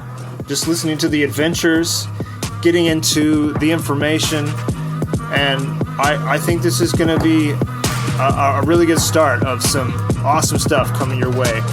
I hope that you share it with people, share out Sacred Site, and this is the next level of Chant It Down, and it has truth speaking galore in it. So I want to say thank you to all the cast members. Besides the three here on today, I want to say thank you to Sean McCann, William Ramsey, Ole Demigard, Paul Wallace, Mike Collins, Nikki Anna Jones, Heather Brown, Bob Tuskin, and all of those who are involved. The documentary would not be the same with all you, and you've made it happen. And I hope that this is an explosion of good things coming all your ways. Much love, you guys. Chant it down.